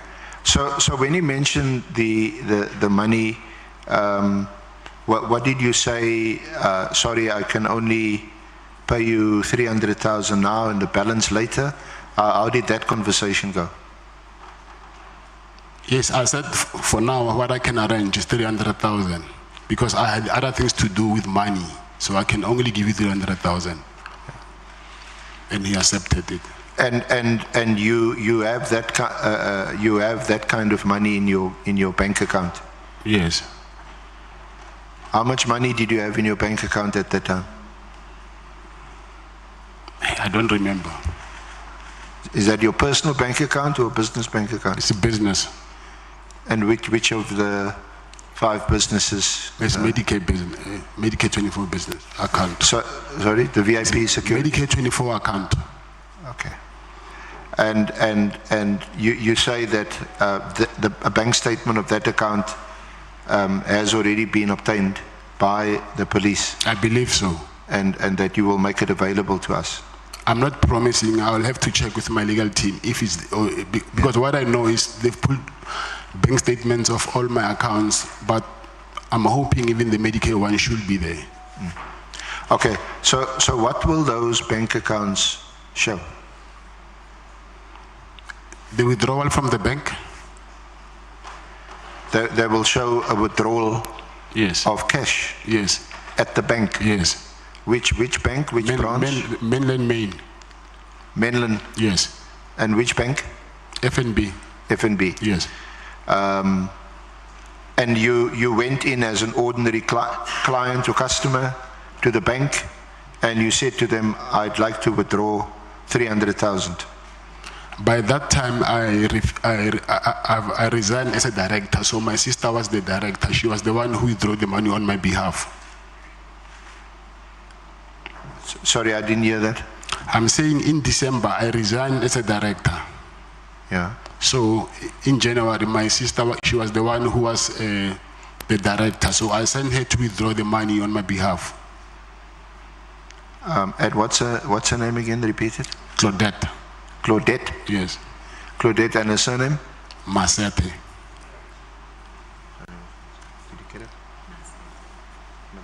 Otsepe. Masete, TH. Okay.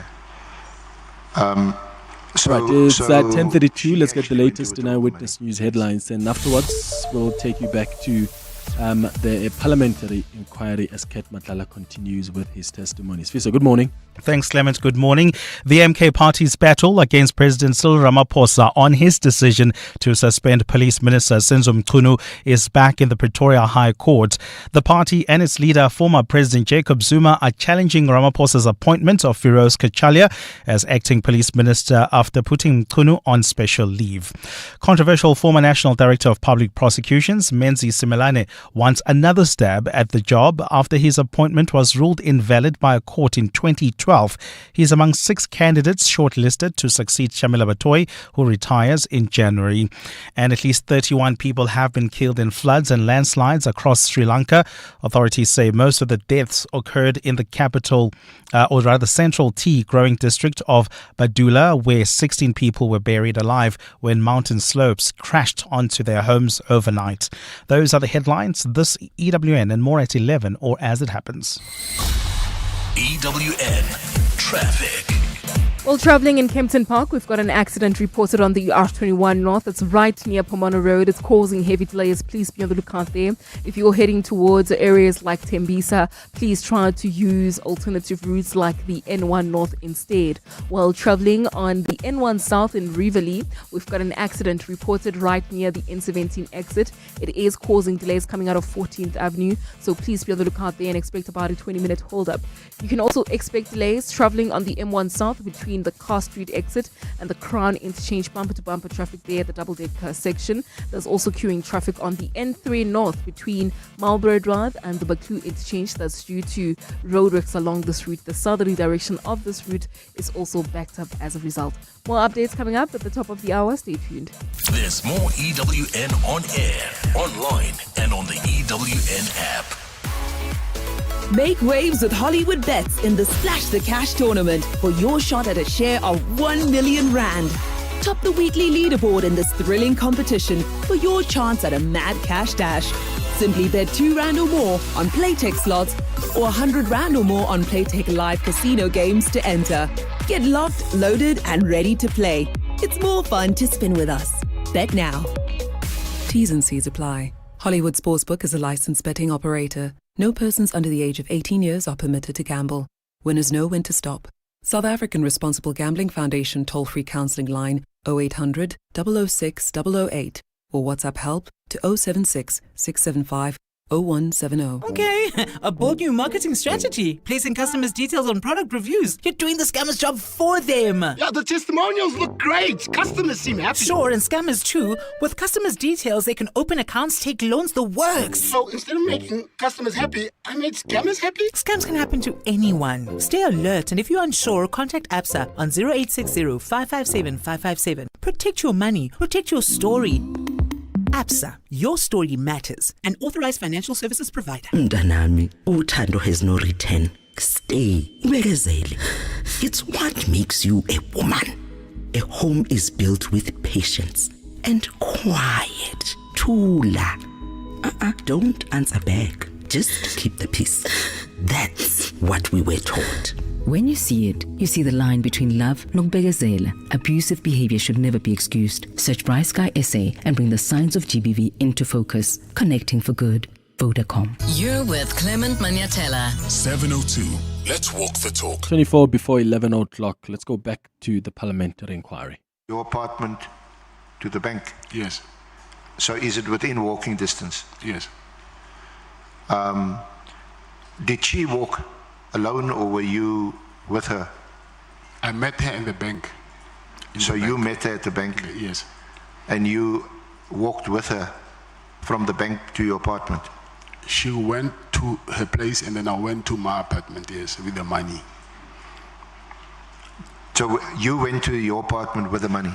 Yes. After picking up the money from her, where, at the bank or some other place? Yes, in the bank, yeah. At the bank. And were you accompanied from the bank to your apartment with such a huge amount of money? No, I was not accompanied. I don't know if you know mainland Maine. You can actually walk from inside the center, the mall. You don't need to get outside the mall and go to my apartment. Okay. So you can just walk right inside and go upstairs with the elevator to the penthouse. So you don't need to get outside. Okay. Elevator to the penthouse. So you don't need to get outside. Okay.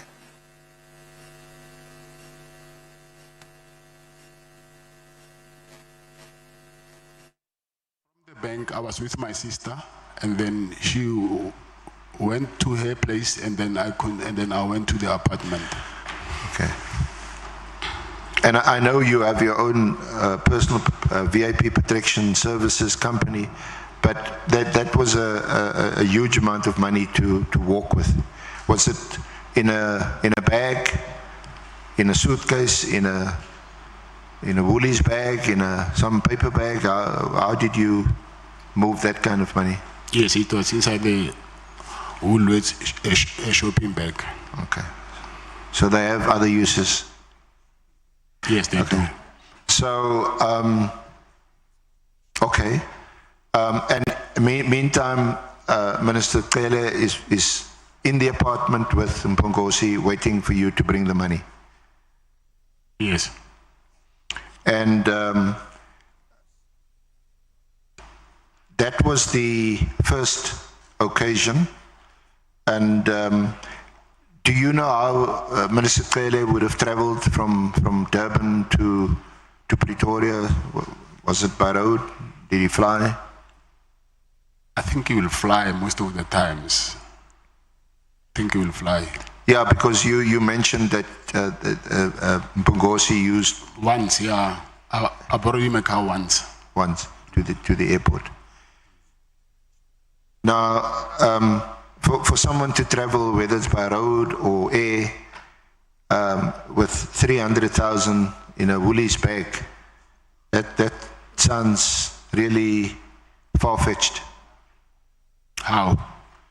Well, I wouldn't travel with 5,000 rand, and knowing that, you're at risk of perhaps being, if you're on the road, maybe being hijacked, being stopped,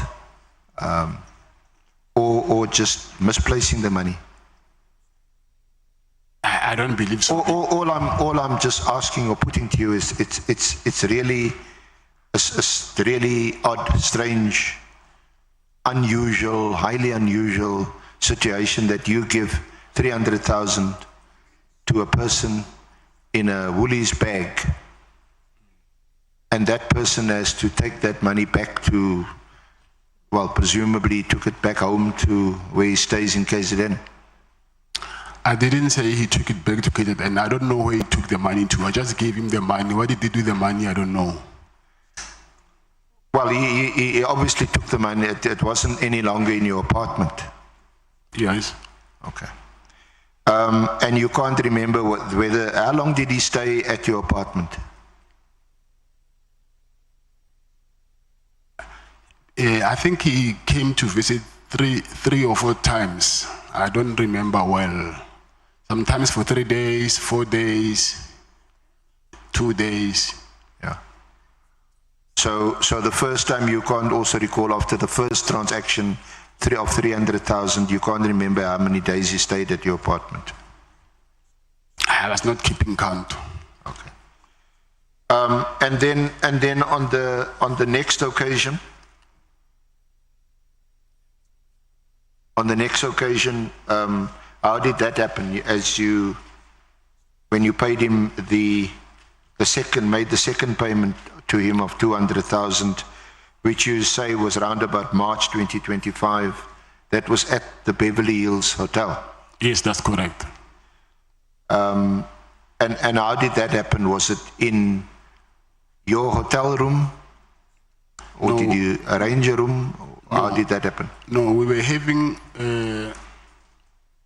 lunch outside by the patio, and then that day I was with my protectors, and then me and him, we walked outside the hotel. There's a parking outside the hotel there, and then I asked one of my protectors to go to my car and give me the bag, and then I took that bag. I went with him to his car.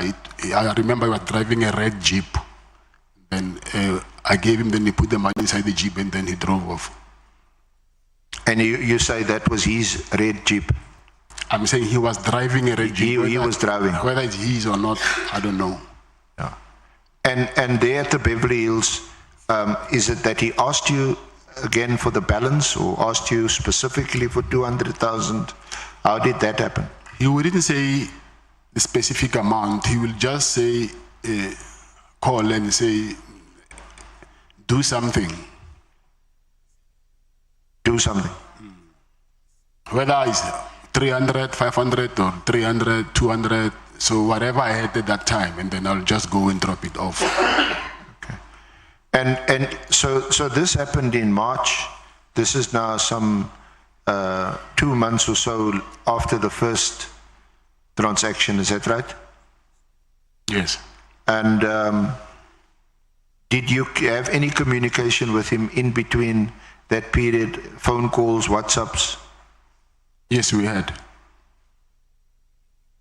So these WhatsApp messages should also be... Not WhatsApps. Not WhatsApp, phone calls. Phone calls, yes. But one should be able to see from your telephone records whether there was some call or others. Obviously won't be recorded. Yeah, I don't know if you can get, but my phone is here. Yeah, if it can be taken to the forensic, and then maybe they can check. But I do have my phone, and then even the last calls, his missed calls are still there. And because if I remember correctly, General Cele, he said he doesn't even phone his wife. He doesn't even send WhatsApps to his wife. Not WhatsApp, I'm saying yes. No, but it's calls. I can understand it. Perhaps it wasn't a WhatsApp, but you say it would have been a phone call. Yeah, but it's a WhatsApp phone. It's still WhatsApp, but it's a WhatsApp call. A WhatsApp call. Yes. Okay.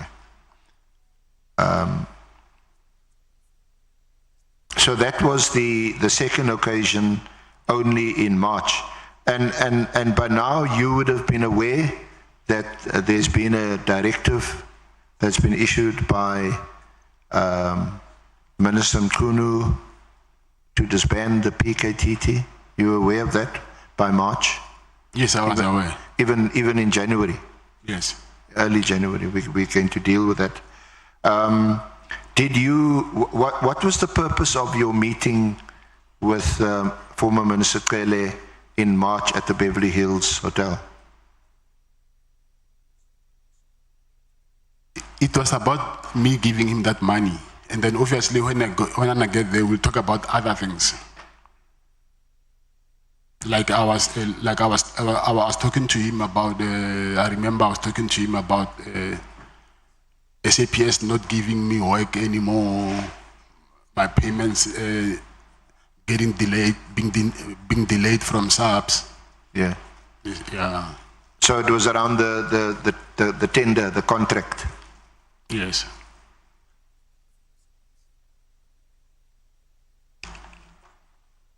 So and by then we know that you had already been awarded the contract, is that right? But you weren't getting, your complaint was you weren't getting purchase orders. Yes, yes.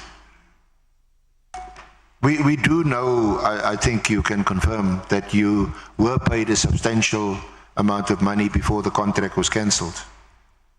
In January? Yes. Yes. And certainly that was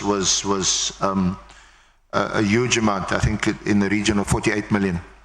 No, that's not true. Or was that the total amount that you were paid? Yeah, from the duration of my contract right up until in January they paid me, I think I'll say between 10 and 14 million. Okay. So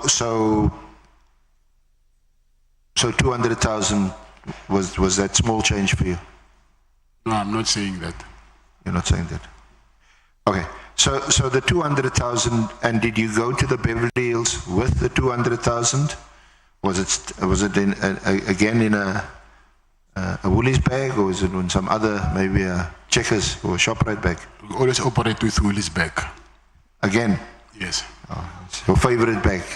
Yes, that's the money bag. It's a money bag? Yes.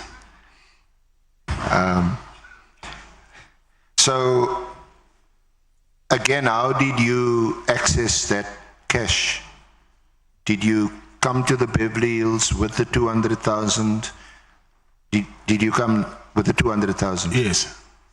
And where was that money withdrawn from, and how, and who? The same process from the bank in Pretoria. And it was again your colleague, the director of the company. Yes. Yes. So this time you travelled with 200,000. Yes. And did you drive or fly? I drove. You drove? Yes. Were you alone? No. Who accompanied you? My protectors. Sorry? My protectors. Your protector? Bodyguards. Your bodyguard? Yes. Yeah, okay. So just the two of you? Not two, I think there were 14 or 16, I don't remember. 14 or 16? I don't remember, yeah, because it's the 3 security vehicles and 1 VIP car, I'll say, yeah, somewhere.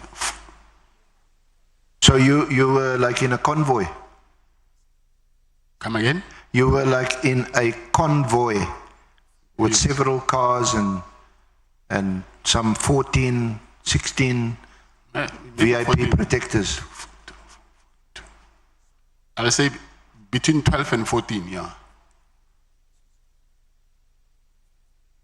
And this only to transport 200,000, or what was the reason why you had such a big entourage or convoy? No, it was not for that. So, sorry, Mr. Matlala. I'm saying I always travel with my protectors most of the times. So it's not because that day I had 200,000. What would be the other reason or reasons why you would have so much personal protection around you? I'm a businessman, so I don't want to, there's a lot of crime that is happening out there, so I don't want to be a victim of that. But if you're a businessman, you've been awarded a big contract at that time, not yet cancelled. You've had the 2 raids. You say that the former minister had at least assisted you in calling off the police. They were no longer harassing you, coming to you. Your firearms were returned. So what other reason could there be for you to have so much security around you? I've been having security for a very long time, and I'm in the security business. There's maybe various reasons, but the main one is my safety. But besides that, also it will be for, I'll say, something like marketing to see how my business operates. But the main reason is for my safety. All right, it's 9 minutes now before 11 o'clock. Let's take a quick ad break. We'll take you back after this. Access to the internet is vital for any country to grow. That's why the recent 6.75 billion rand digital infrastructure deal that Standard Bank Corporate and Investment Banking facilitated between Telkom and an Actors-led consortium is so transformational for South Africa. It unlocks growth and provides internet access to underserved communities who will now have access to the internet for the very first time. Search CIB Stories of Impact to watch the full story. Standard Bank is an authorized FSP and registered credit provider. T's and C's apply. Join the Times Square Lights Extravaganza this December. Experience our gardens outside the Sunbet Arena come alive with bright, sparkling, festive lights. Take a stroll and discover mesmerizing photo opportunities at every turn. After that, grab a bite and drink in the Times Square festive atmosphere. Bring your friends and family and enjoy the Times Square Lights Extravaganza this December. Experience our gardens come alive with bright, sparkling, festive lights. Step into a summer of extra with free gifts from Vodacom on all summer deals. Like the Samsung Galaxy S25 FE for just 569 per month over 36 months on a 1 gig Red Core plan. You also get free Samsung Galaxy Buds Core worth 999. Plus, get 5 gigs YouTube data for 3 months and 2 months free YouTube Premium. Available in-store and online. T's and C's apply. Further together. Vodacom. You know what success looks like. Now discover why focus is the driving force behind every success story. Catch 702 in conversation with Momentum on The Money Show with Stephen Grootes every Thursday, discussing the science of success. Step into the mindset of top financial achievers and discover how your thinking, behavior, and focus can shape lasting financial success. That's 702 in conversation with Momentum. Thursdays on The Money Show with Stephen Grootes. Momentum, your journey to success on 702. Momentum is an authorized financial services and registered credit provider. 702. The Clement Manyathela Show.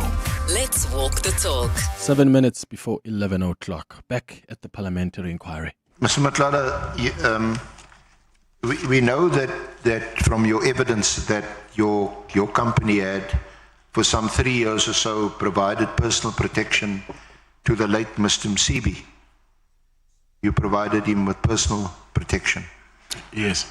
But aside from that, we haven't heard from you that you provided personal protection to any other high-profile person or person involved in high business that would have required your company's personal protection. So we now hear from you that you yourself required this huge amount of personal protection. And if I recall, you saying that this was this for marketing purposes? Yes. Can you explain what you mean by that? How would you marketing? How would you market it? Marketing meaning to demonstrate to potential clients. By driving in a big convoy over entourage from Johannesburg, from Pretoria to Durban. Yes. So, isn't that putting yourself at personal risk even more? Because now you've got some 200,000 rand in cash in whether it's your vehicle or one of the other vehicles. Where was the 200,000 being kept? Inside the vehicle, yes. Sorry? Inside my car. In your car? Yes.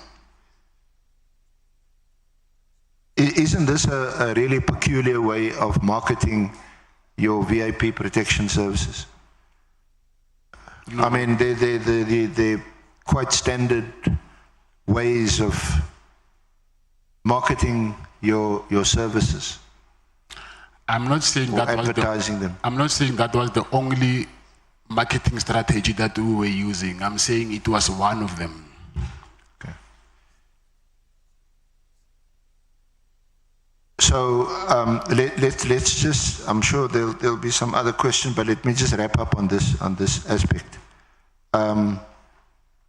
So we've discussed the two occasions on which you handed 300,000 and 200,000 respectively to former Minister Cele in your favorite Woolies bag, once in your apartment in Pretoria, and the second occasion at the Beverly Hills Hotel in Durban.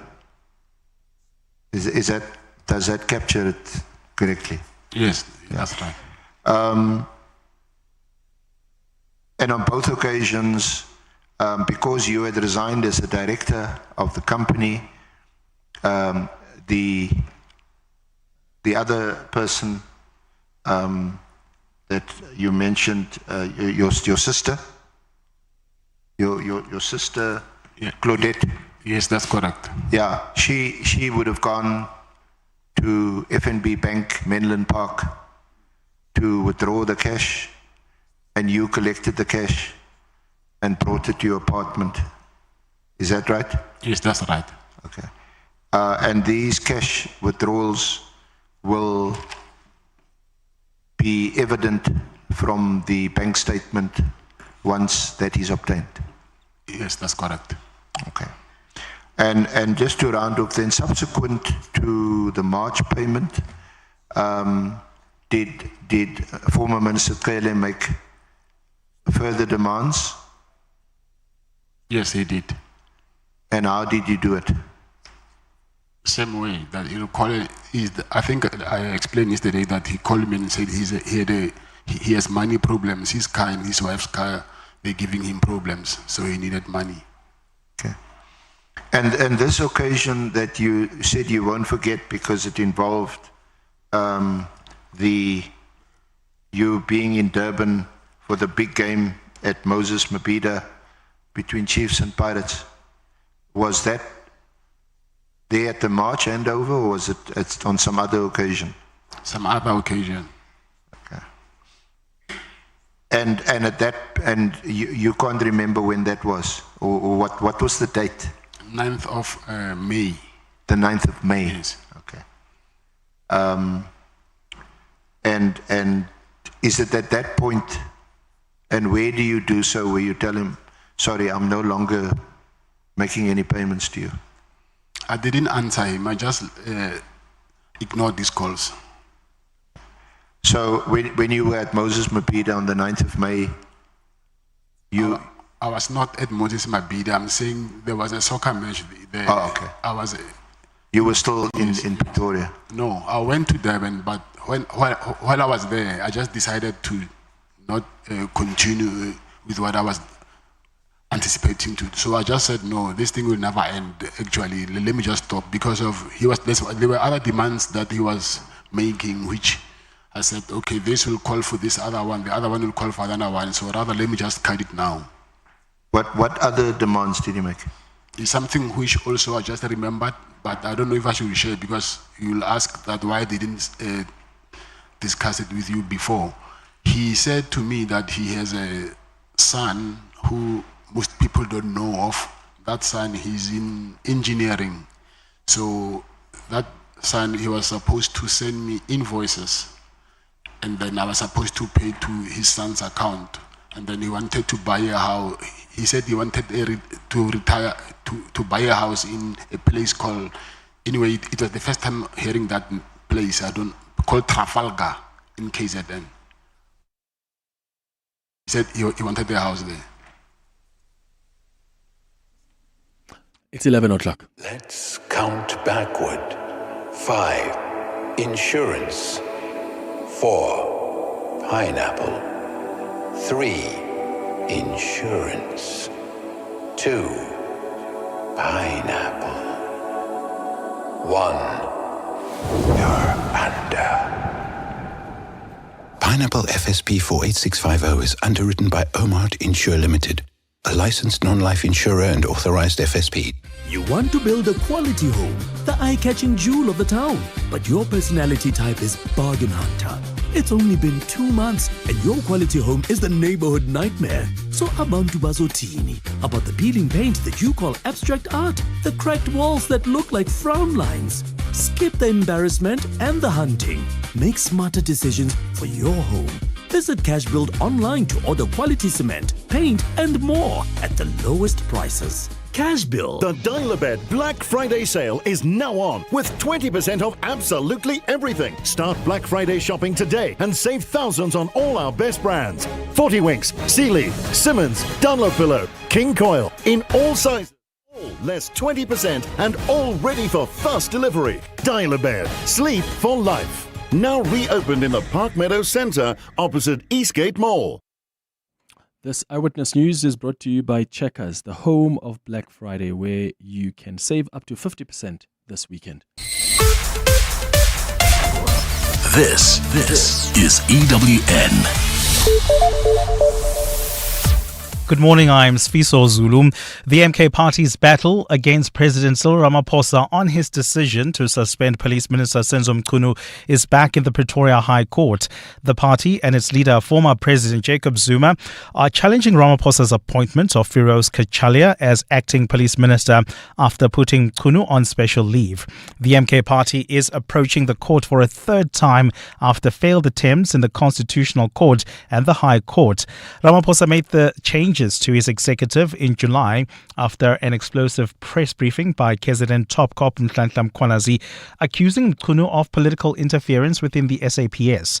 Arguing on behalf of the MK Party this morning, Advocate Dalimpofu says Ramaphosa's decision to place Mchunu on leave of absence is unlawful. On the cases that we rely on, it is quite clear that leave of absence by definition is not something that can be imposed on a person.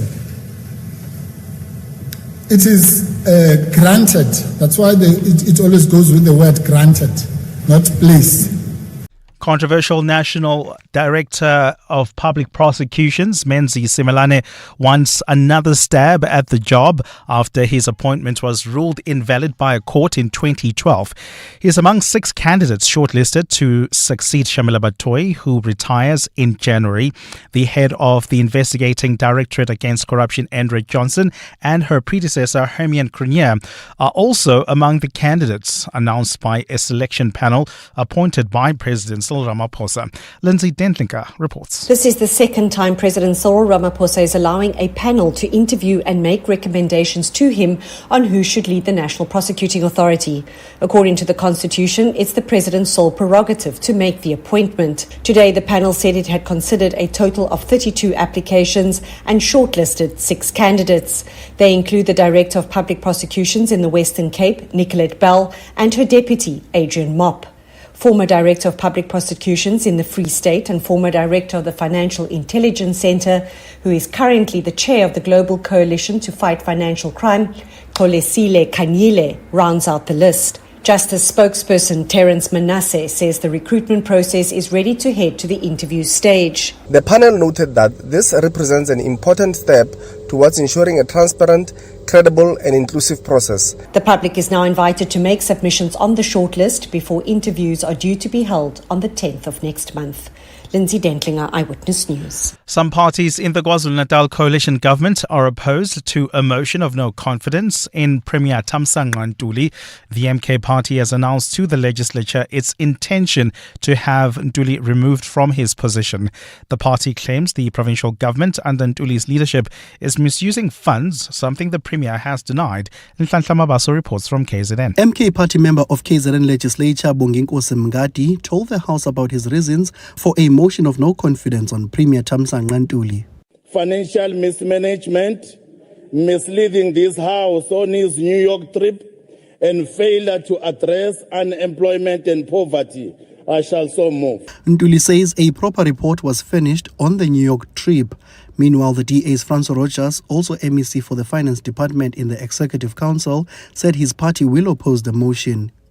Absolutely. We're part of the government of provincial unity. We're not perfect, but we're a damn sight better than the MK. Meanwhile, the ANC's Boniso Duma had this to say. Ordinarily, we want to govern on our own. But at this point in time, the advanced judgment of the ANC is clinical on the approach. As long as the people's life has not been changed, we're still going to subject ourselves in ensuring that the needs of our people is what is the priority. The NFP at a national level has outlined it also wants Ntuli sacked. Nhlanhla Mabaso, Eyewitness News, Durban. And at least 31 people have been killed in floods and landslides across Sri Lanka. Authorities say most of the deaths occurred in the central tea growing district of Badula, where 16 people were buried alive when mountain slopes crashed onto their homes overnight. Police are still searching for 14 other people who are missing. Gold is trading at $4,153.10 an ounce. The rand is at 17.11 to the dollar, 22.69 to the pound, 19.85 to the euro. Brent crude oil is at $62.79 a barrel. Traffic remains heavily backed up on the N1 South heading towards Rivoli due to an accident near the N17 turnoff. Delays coming out of Albertina Sisulu. Please do expect about a 20-minute hold up there. While travelling in Kempton Park, we've got another accident scene on the R21 North. This one happened near Pomona Road. Delays out of Atlas Road. A partly cloudy day in store for Gauteng with thunder showers expected. The temperatures will peak at highs between 26 and 29 degrees. The top story in EWN this hour, the MK party's battle against President Cyril Ramaphosa on his decision to suspend Police Minister Senzo Mchunu is back in the Pretoria High Court today. EWN, in touch, in tune and independent. For the latest, visit ewn.co.za or download the EWN app. Checkers has issued a nationwide Black Friday announcement with savings of up to 50% from everyday groceries to top tech appliances and so much more. The deal making waves countrywide is the Jacobs Instant Coffee 200 grams, any two for 219 Rand, save 161 Rand. So grab your extra savings card and make the most of these massive savings in-store only while stocks last. Check us, the home of Black Friday. You're with Clement Manyathela on 702. Let's walk the talk. Streaming on the Prime Media Plus app. DSTV channel 856, 92.7 and 106 FM. 8 minutes after 11 o'clock, CAT Matlala has been dealing over the last couple of minutes with the meeting that he had with the KZN Police Commissioner Nhlanhla Mkhonazi and what exactly necessitated that meeting. So we've been live at the parliamentary inquiry over the last hour, and we take you back there now as he continues with his testimony. You mean General Senona? No, yeah, Senona, yes. I don't think he was in Silverton. You weren't aware?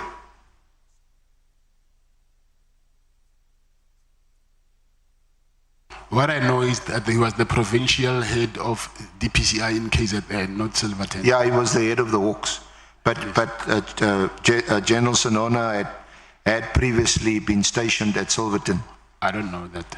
You're not aware of that?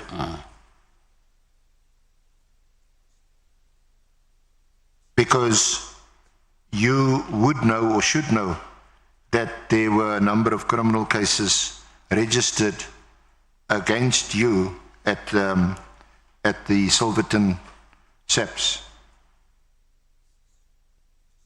When at the time General Senona was head of the detectives. In Silverton? Well, the head of the detectives, in charge of the detectives. In Silverton? Yes. I did not know that. It's the first time hearing that from you.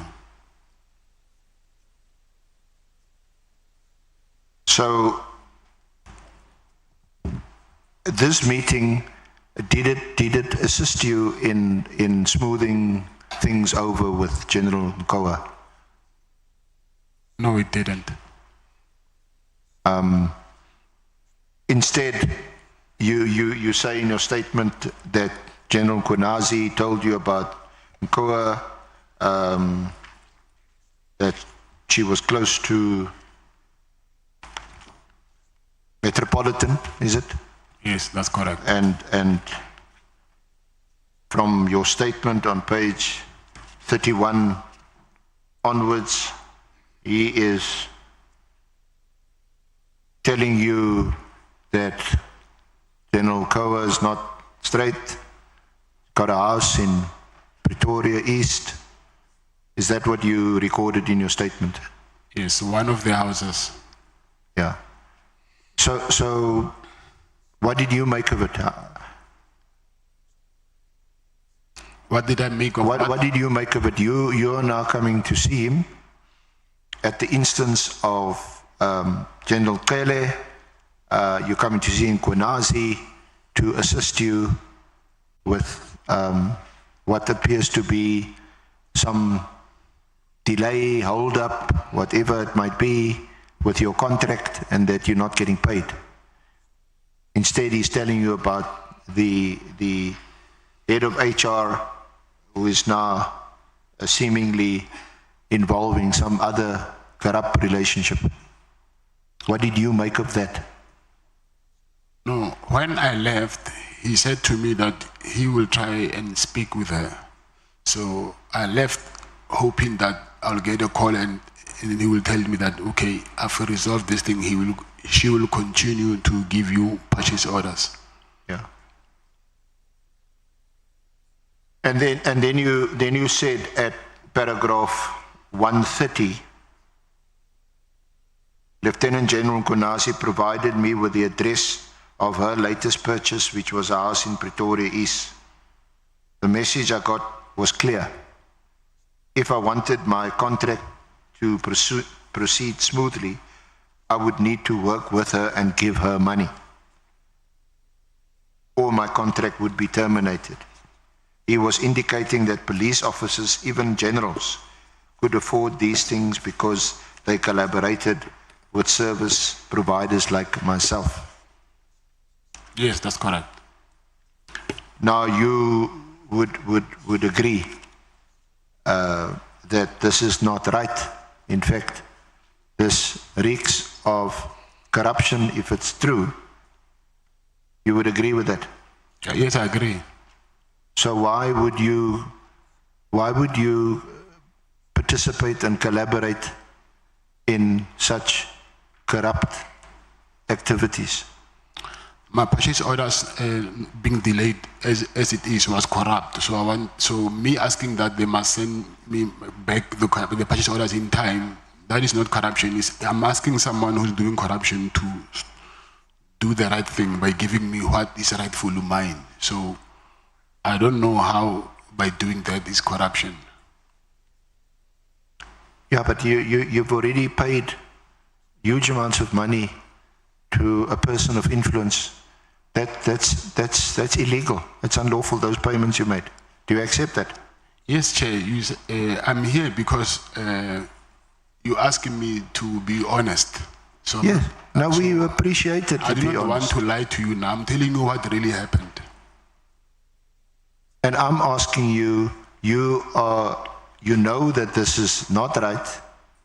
Whatever they may be doing, these generals accepting money, buying property, living beyond their means, you know that that's not right. But you are now becoming party to it. Why would you? You've got a contract.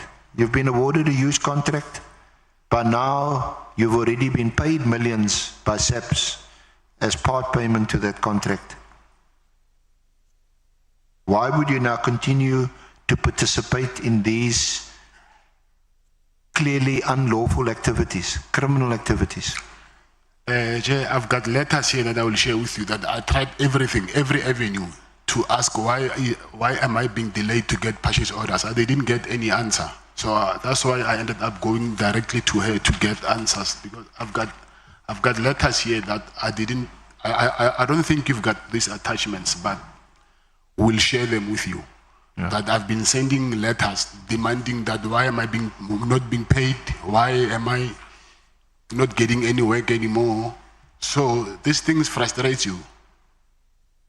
So this is out of frustration. You've pursued lawful avenues to have whatever's left of your contract, to have that unblocked by whoever's blocking it and not paying you. So you would rather become involved in unlawful activities to unblock it. I wouldn't say unlawful at that time. I would say unethical. Unethical. I would say that, yes. Okay.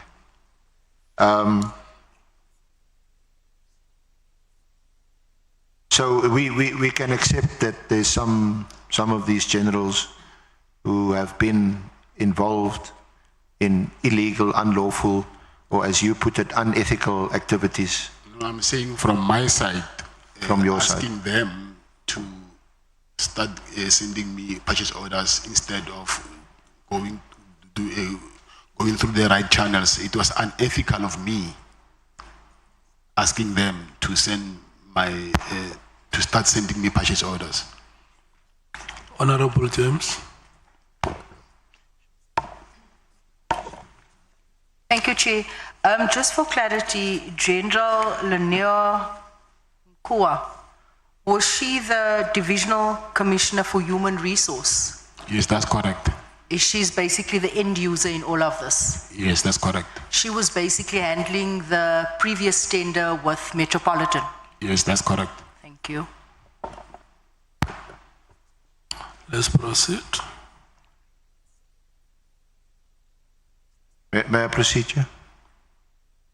Yes, SC, let's Thank proceed. You. So, your visit to General Mkwenazi, did you have any contact with him or him with you subsequently? We know there were some WhatsApp exchanges between you and him. Me and General Mkwenazi? Yes. There's no WhatsApps between me and General Mkwenazi. No WhatsApp exchanges. But was there any other exchange in any other way, telephone calls? No. So was that the only time that you met him? Yes. And it's the only time you communicated with him that was in person at that meeting? Yes. And it was in relation to the hospital, to the contract? Yes, that's correct.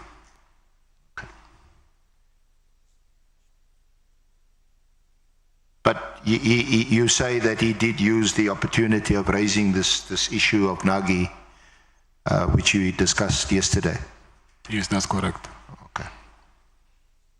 And that was going to be your way of also assisting him if he assisted you? Yes. To get Nagi to withdraw the complaints of torture, and you say he brought a case of defamation, or rather he brought a case against Mkonazi, suing him. Okay.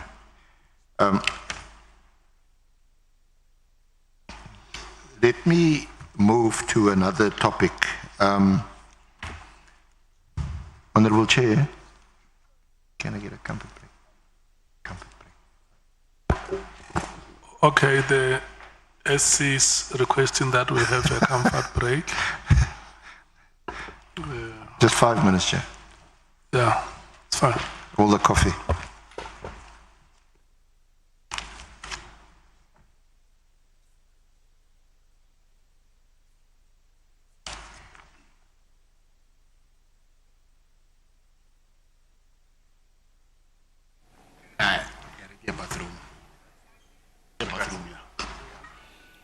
All right, it brings.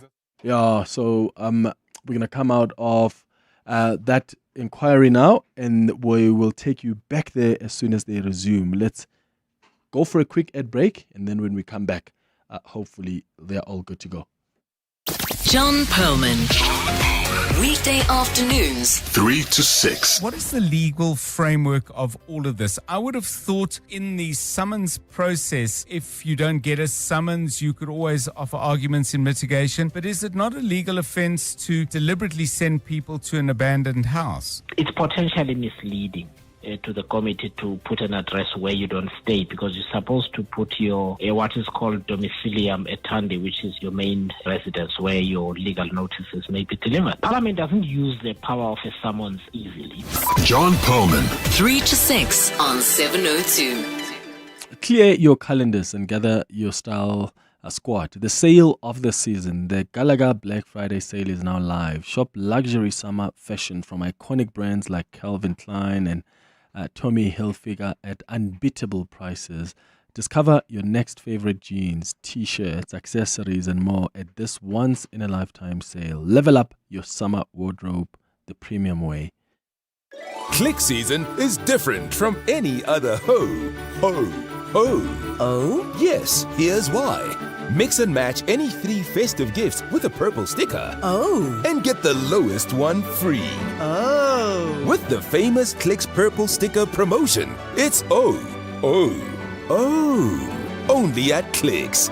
Feel good, pay less. Deals valid until 24 December or while stocks last. T's and C's apply. At Premier Hotels and Resorts, business travelers staying alone enjoy a complimentary drink every night of their stay. So, whatever your tipple,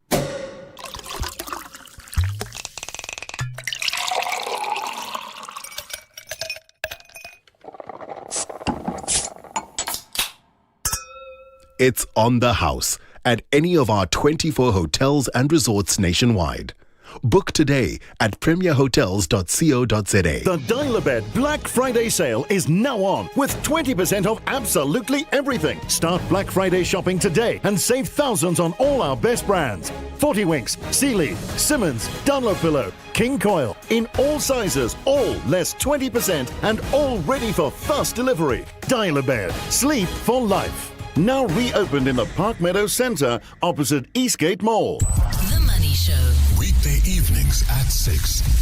We all remember when Durban was rated as the worst port in the world. It was a very contested poll. Are you seeing some changes since then? So I think port efficiency, we're seeing significant improvements, but in that there's a multi-layered logistics network, the transactional layer, the entity layer, the regulatory layer, and of course national supply chain factors that impact the overall final measurement. But yes, Stephen, we are seeing a significant improvement. Devlin Naidu, Southern African Association of Freight Forwarders, is the executive for SARS and other government agencies there. The Money Show on 702.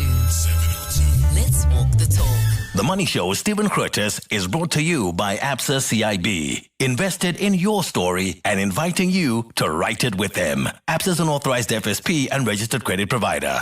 702. The Clement Manyathela Show. Let's walk the talk. 23 minutes after 11 o'clock, we've got a different kind of a show today. We're not doing the hanging out feature. We didn't do that in the previous hour. We're not doing the Thursday dialogue because we want you to listen live to the testimony coming out of the Guinea-Bissau prison. I mean, has this even ever been done before, where Parliament takes its infrastructure and heads all the way to Pretoria from Cape Town to hear from someone who is imprisoned? But they should do that because there are serious allegations that go at the heart of this constitutional democracy. I mean, if there are elements that compromise the criminal justice system, there's got to be investigations across the board. And that's why you've got the Madlanga Commission, you've got this parliamentary inquiry, and there are other criminal investigations currently underway as well. Taking some of your responses while we wait for the parliamentary inquiry to resume. They've asked for a 5-minute comfort break. But so far, CAT Matlala they started off by addressing the allegations that he made against the former police minister, Bheki Cele, and he actually indicated that Bheki Cele actually asked him for about R1 million. Can you believe it? R1 million. And he says he was only able to give Bheki Cele 300,000 rand first and then 200,000 rand, so R500,000 rand. And on the day that he was supposed to give him another 300,000 rand, he decided, you know what, I'm not doing this anymore. Where's the evidence for that? That's going to be the tricky part because the money was delivered in cash. Apparently, it was put in a Woolies bag. There's a thing about Woolies and these alleged criminals, eh? What happened? Remember Thabo Bester? Where was Thabo Bester seen? And now, CAT Matlala just referred to a Woolies bag as the money bag. My goodness. So on the WhatsApp line, Simon says, "Hi Clement, Matlala's answering indicates that we're dealing here with someone who believed he was untouchable and above the law until he was later arrested." That's a message there from Simon. Yeah, maybe he felt so because he was also close to people who were quite powerful. I mean, having access to someone who claims to be in the office of the minister, Senzo Mchunu, Brown Bohotsi, that is, having access to like being friends with the KZN Hawks head, yeah, knowing the Deputy National Police Commissioner, having access to a former police minister. These are top cobs. Of course, he's going to feel like he's above the law, eh? All right, it's 26 minutes now after 11 o'clock. We're going to take another break. And then we're going to come back and take you back to the parliamentary inquiry. Let's live more. Bring your daydreams to life with Norwegian Cruise Line, sailing to over 400 exciting destinations around the world on 21 spectacular ships. Explore iconic landmarks in Europe, hot islands in the Caribbean, and much more. When it comes to dream holidays, think NCL. For the best cruise deals, visit ncl.com or contact your travel agent. Restrictions apply.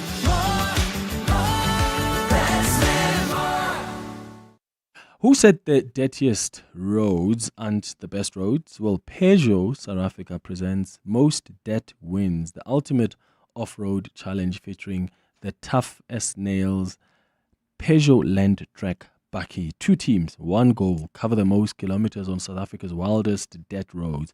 Catch all the action on Prime Media Plus and visit peugeot.co.za for new episodes every Monday and see the Land Track prove it's pretty tough.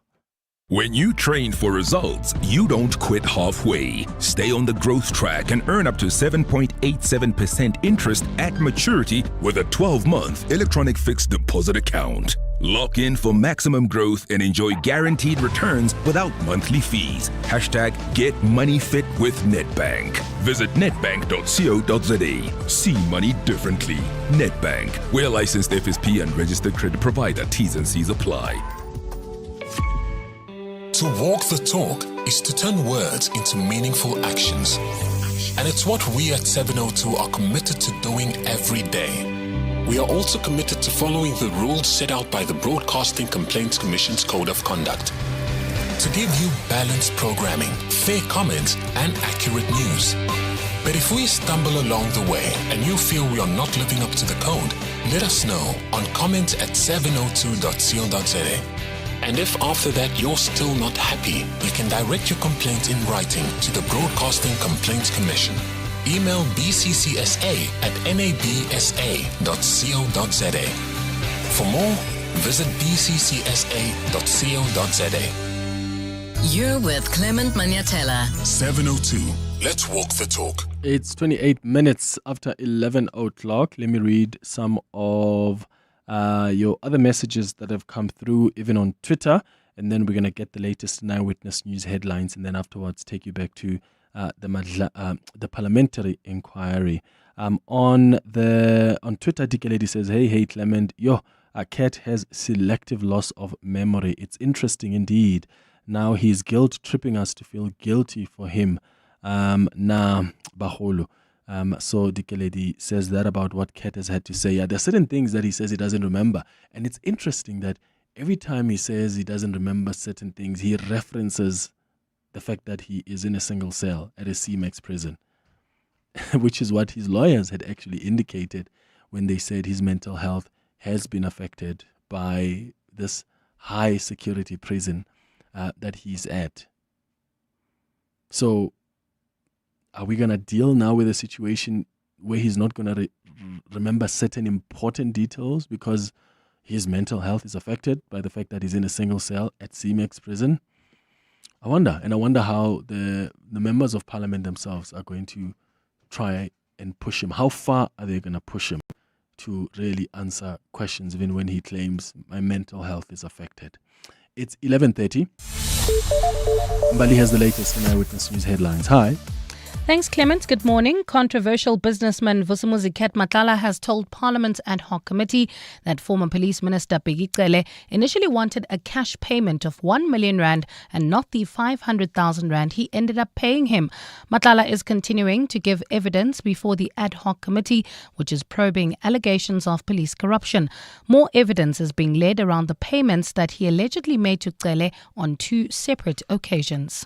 The Ekurhuleni City Council is meeting behind closed doors today to debate a proposal to suspend 2 senior officials implicated at the Madlanga Commission of Inquiry. Head of Legal Services Kemi Bahari and Head of Human Resources Linda Klakshega are accused of protecting suspended Ekurhuleni Metro Police Deputy Chief Julius Mkhwanazi from facing accountability. While in the courts, the MK Party's battle against President Cyril Ramaphosa's decision to put Police Minister Senzo Mchunu on special leave is back in the Pretoria High Court. The party and its leader, former President Jacob Zuma, are challenging Ramaphosa's appointment of Feroz Kachalia as acting police minister.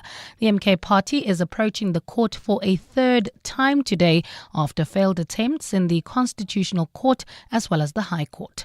Those are the headlines, this EWN and more at midday or as it happens.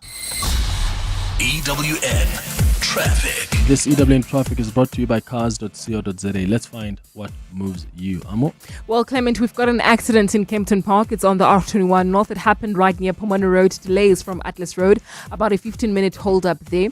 And if you're traveling towards the city of Tshwane, do expect heavier traffic volumes as you approach the Olifantsfontein Road turn off. Another accident has been reported along this route as well as roadworks. Speaking of roadworks, we've got more taking place on the N3 Expressway North, delays between Marlborough Drive and the Baklu interchange. There's also queuing traffic on the M1 South approaching the Baklu turnoff due to more roadworks. If you're traveling in Sharon Lee, please be patient along Malibongo Drive. Just as you come out of the N1, there's a slow-moving traffic there due to roadworks right near a President Fosher Road. And that accident we spoke about earlier along the N1 South has been cleared, but traffic remains a bit slow just as you approach the N17 turn off. That's your last EWN traffic update from me, Amo Ramela. Otherwise, Karabujali will keep you updated from the top of the hour onwards. Stay tuned.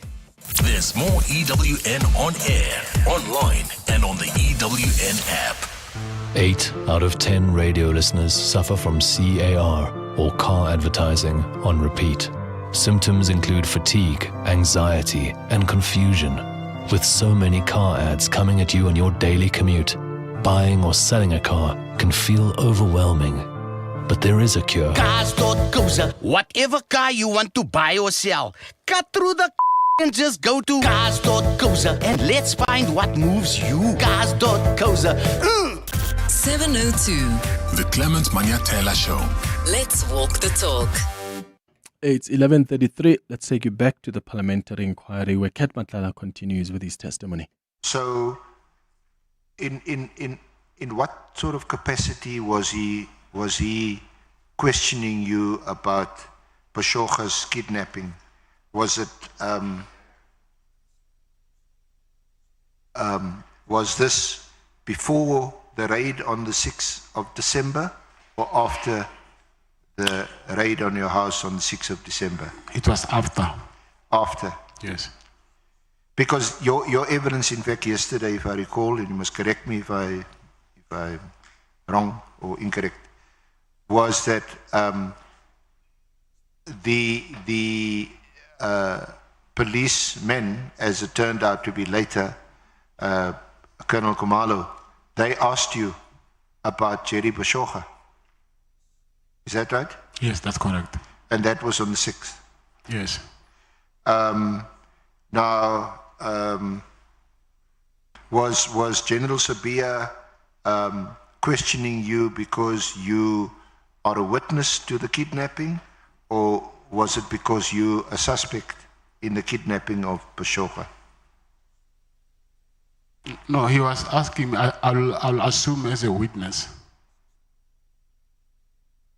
So you assume he was approaching you as a witness, but certainly we know from your evidence yesterday, Colonel Khumalo and his team, when they raided your place, they came to search your house for Bashogha. So you were then regarded as a suspect. Must be. Suspect, you mean on the 6th of December? Yes. Yes. Okay. Did General Sabia tell you that he was personally investigating the kidnapping of Bashogha? Yes. Did you meet him alone? Were there any other police officers present when you met him? No, he was alone.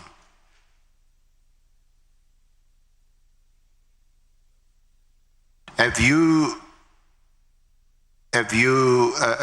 so if this was after the raid, was he aware that you had been raided? Did you tell him you were raided, and that at least one of the reasons why the police said they were raiding you was because they were looking for the kidnapped Bashogha? Yes, I told you. Did he know that it was Colonel Khumalo and his team who had raided your place? I think I'll assume so. I'm not sure, but since he's the head of detectives, he will know that. So, did you find anything peculiar or wrong with him now asking you questions about Bashogha when you had now already been raided by the police?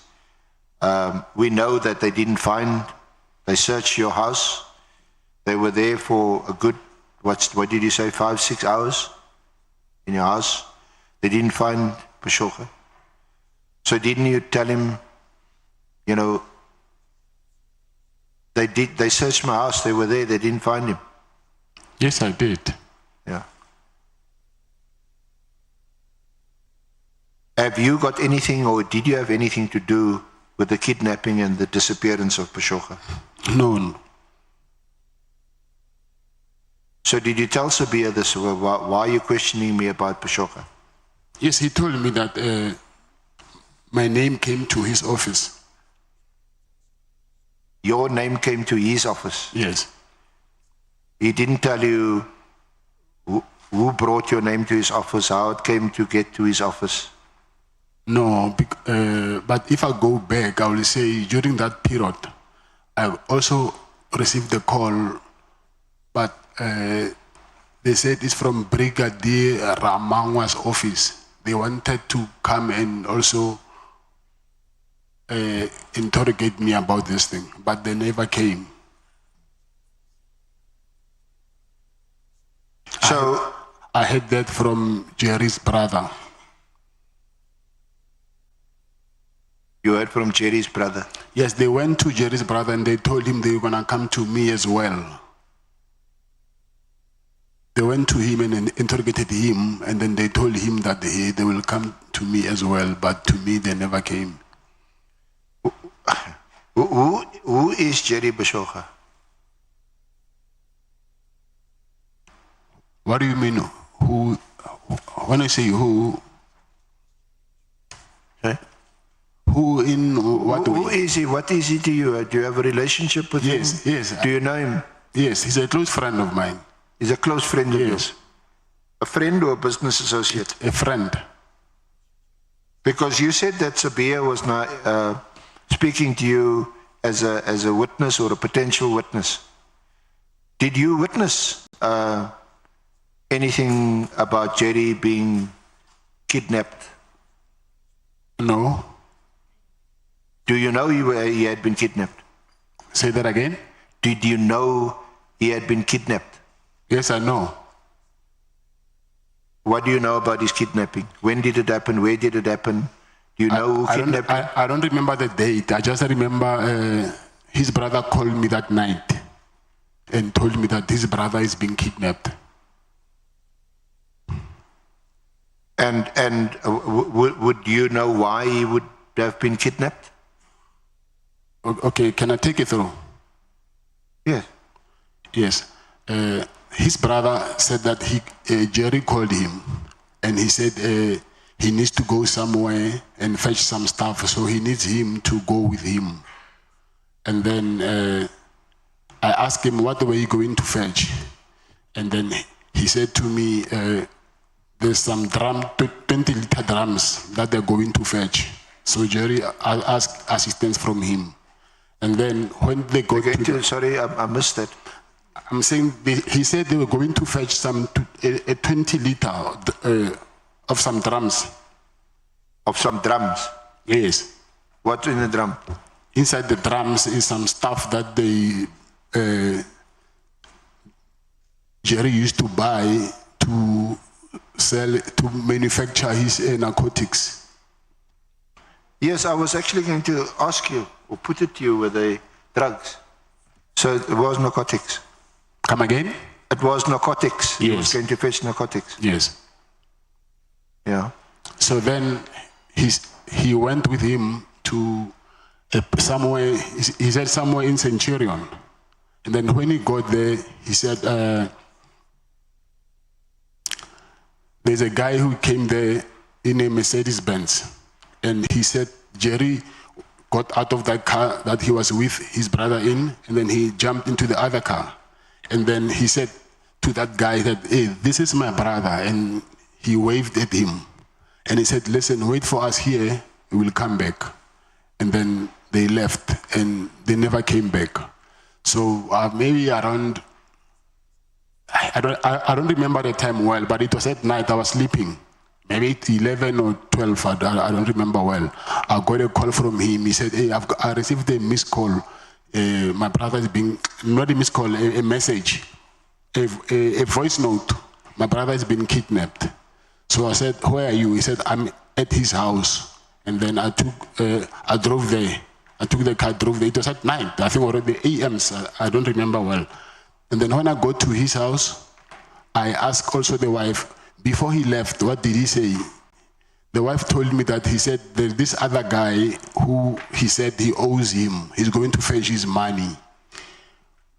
So I asked him, do you know the name? Yeah, he told me the name, but the name I forgot it now. But she told me the name of the guy who called him. So I forgot the name. So I asked the brother, but when you know what actually you were going to fetch there? So he said, yeah, but I can't tell the wife what we were going to fetch. Okay, and then after some few days when they were busy doing the investigations, I told them that, listen, I don't think they will find him if you don't tell them who was he going to meet. They rather tell them the truth rather than they arrest him and then at least they find him. So if you don't tell them what was he going to do, how are they going, at least you give them a clue of where they need to go and search if you tell them the truth. So they refused to tell the police the truth of what he was really going to do. So I couldn't tell them myself, but as much as now I was getting calls as well that, hey, I ended up telling the police. I told General CB that this guy was going to fetch these things. Because now you don't want to tell them, and now it looks like now the police won't even have a clue where to sniff. But at least if you give them a clue, they'll know they will look in this direction. Yeah. So that's how I ended up telling him, okay, this is what actually he was going to fetch from this guy. So that's what I know. That's what you know, but you never told Colonel Khumalo this, who was leading the raid on your house on the 6th of this. When did this happen, the kidnapping of Jerry? I think it was in November. I don't remember the date. Probably late November. I don't remember. Okay. So when Colonel Khumalo came to your house, because I think he did introduce himself to you. Initially, you said you thought it was a robbery because these people were masked and with guns and it looked like a robbery. But then he told you, I'm Colonel Khumalo. Yeah, but they can still rob you even they tell you that it's Colonel Khumalo. Of course. Yeah. But so why don't you tell him, Colonel, sorry, you know, you're barking up the wrong tree here. I know, Jerry. I know what happened because I was told what happened by his wife. I'd gone there and to relate what you're telling us today, that he actually went on some narcotics transaction to fetch a drum. What did you say? 20 kg drum. And it seems as if this was a transaction that went wrong. He was bundled into a Mercedes-Benz. Where did it take place? Where did the brother say it took place? Centurion. In Centurion. Yes. So the brother is a witness, a material witness to what actually happened. Yes. I think did he wave, or his brother still wave goodbye or something when he was in the car? Yes. In the meantime, it's a kidnapping. Yes. So why didn't you tell Colonel Khumalo this?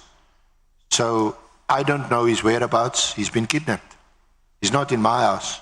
Oh, of course I told him. You didn't, well, certainly you didn't mention that in your statement. You didn't mention it in your court, in the affidavit in support of your court application, that there was actually no basis for the police to raid your house because you did not have this person in your custody or in a house. Why didn't you mention it in your court application? In the court application, I was talking about harassment.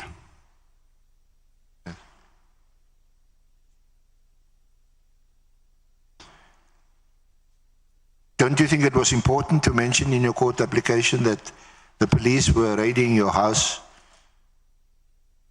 for someone you didn't detain in your house? You didn't keep that person in your house, didn't hide that person in your house? I think it's there in my court application, but I mentioned only Avi's wife and the son. Okay, we'll see if we can find the.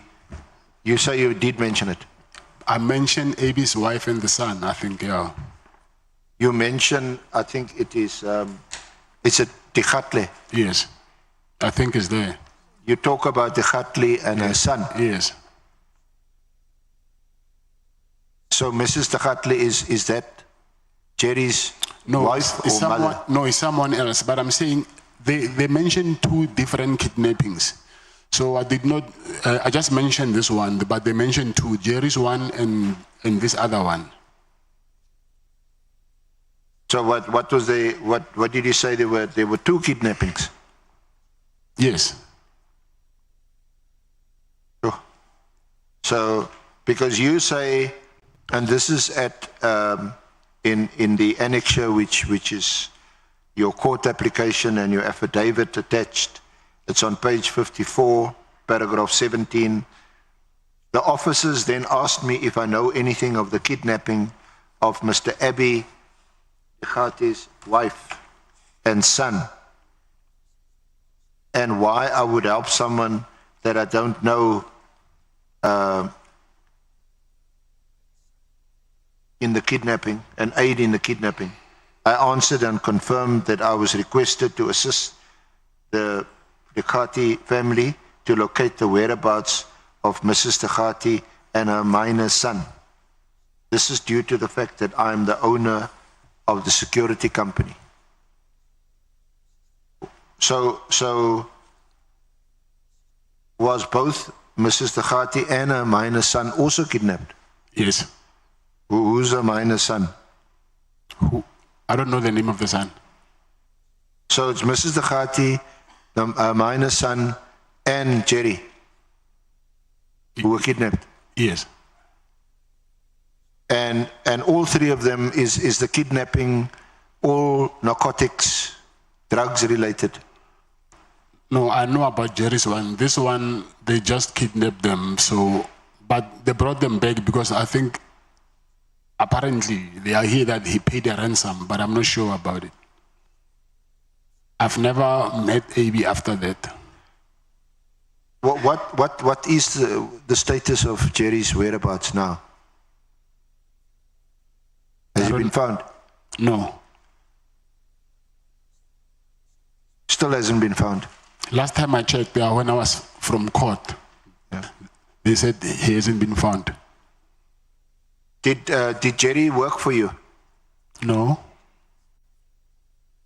You say he was just your friend? Yes. Did you know that your friend was involved with narcotics and drugs? Yes.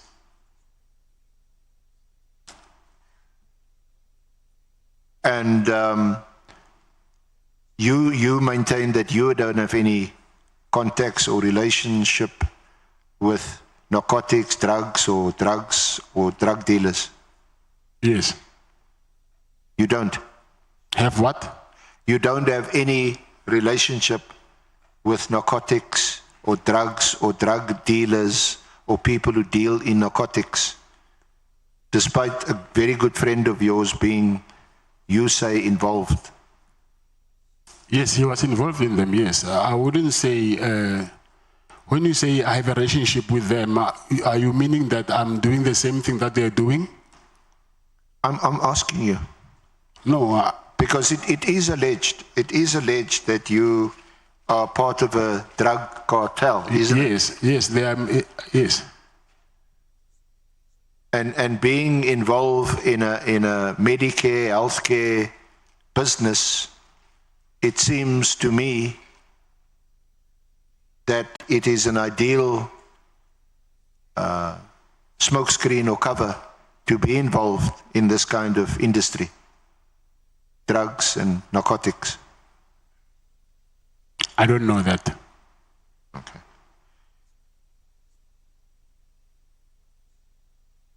Now, just on General Sabia, we now know that he has only mentioned... Let's see. May we take Honorable James? Thank you, AC.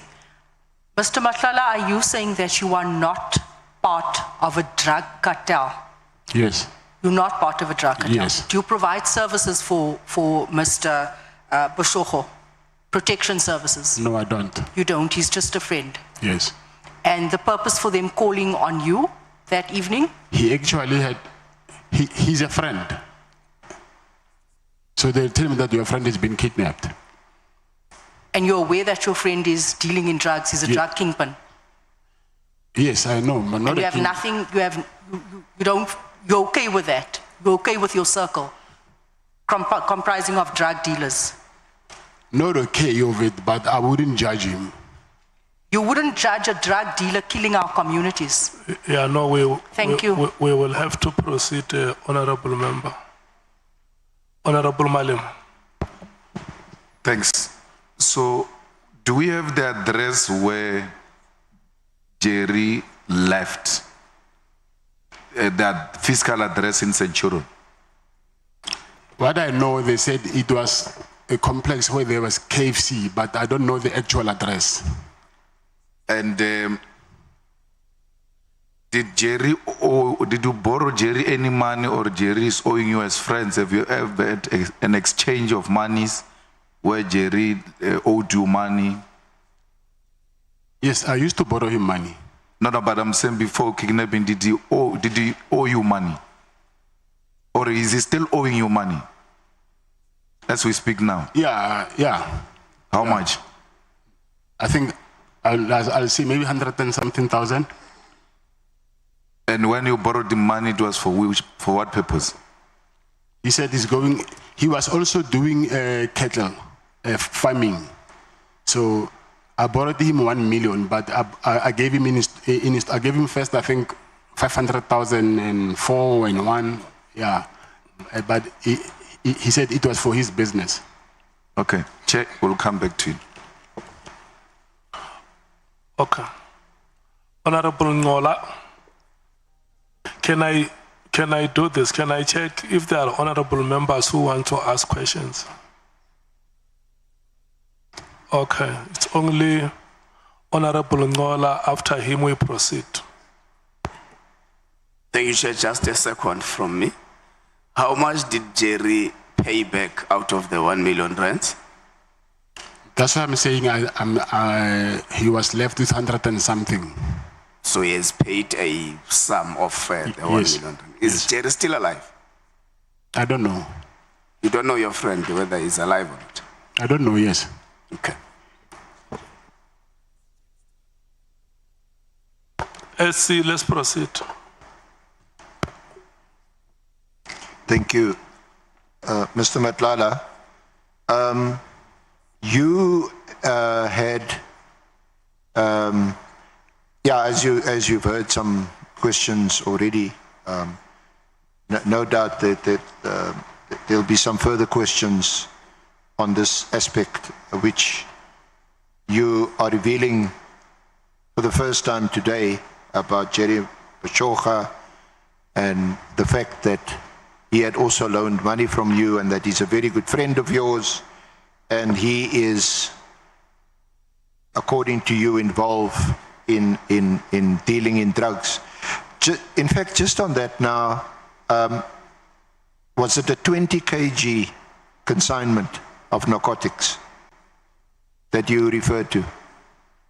No, he said it was it's a consignment is of narcotics, but I'm not actual final product. He said it was some product that they were going to use to manufacture, not the actual drugs. So the substance that I'm interested in, this 20 kg, okay. Is it still a substance that's going to be used to manufacture? Yes. Interesting. It's 4 minutes before 12. Aubrey Masango. Weekday evenings, 8 to midnight. So much happening. I just want to say we should be cautious. Keep our heads about us. Be sober in our assessment of what is going on in all of these spaces. This thing is not a movie. It has some very serious consequences and implications for you and I as to what kind of country we live in. I'm calling for deep sobriety at this moment. We dare not trivialize this moment and make it just a movie. We dare not do that. Aubrey Masango. 8 to midnight on 702. 702. Exciting. WeBuyCars Black Friday bargains begin, and it brings you mystery discounts. In-store, double your discount in black tie attire on the 28th and 29th of November. Bid online from only R1 and save big on the 28th of November. And for Cyber Monday, there are 100s of discounted auction vehicles online. Sell your car between the 24th of November and the 1st of December and win 200,000 Rand. WeBuyCars voucher. Treat yourself this Black Friday at WeBuyCars. T's and C's apply while discounts and stock last.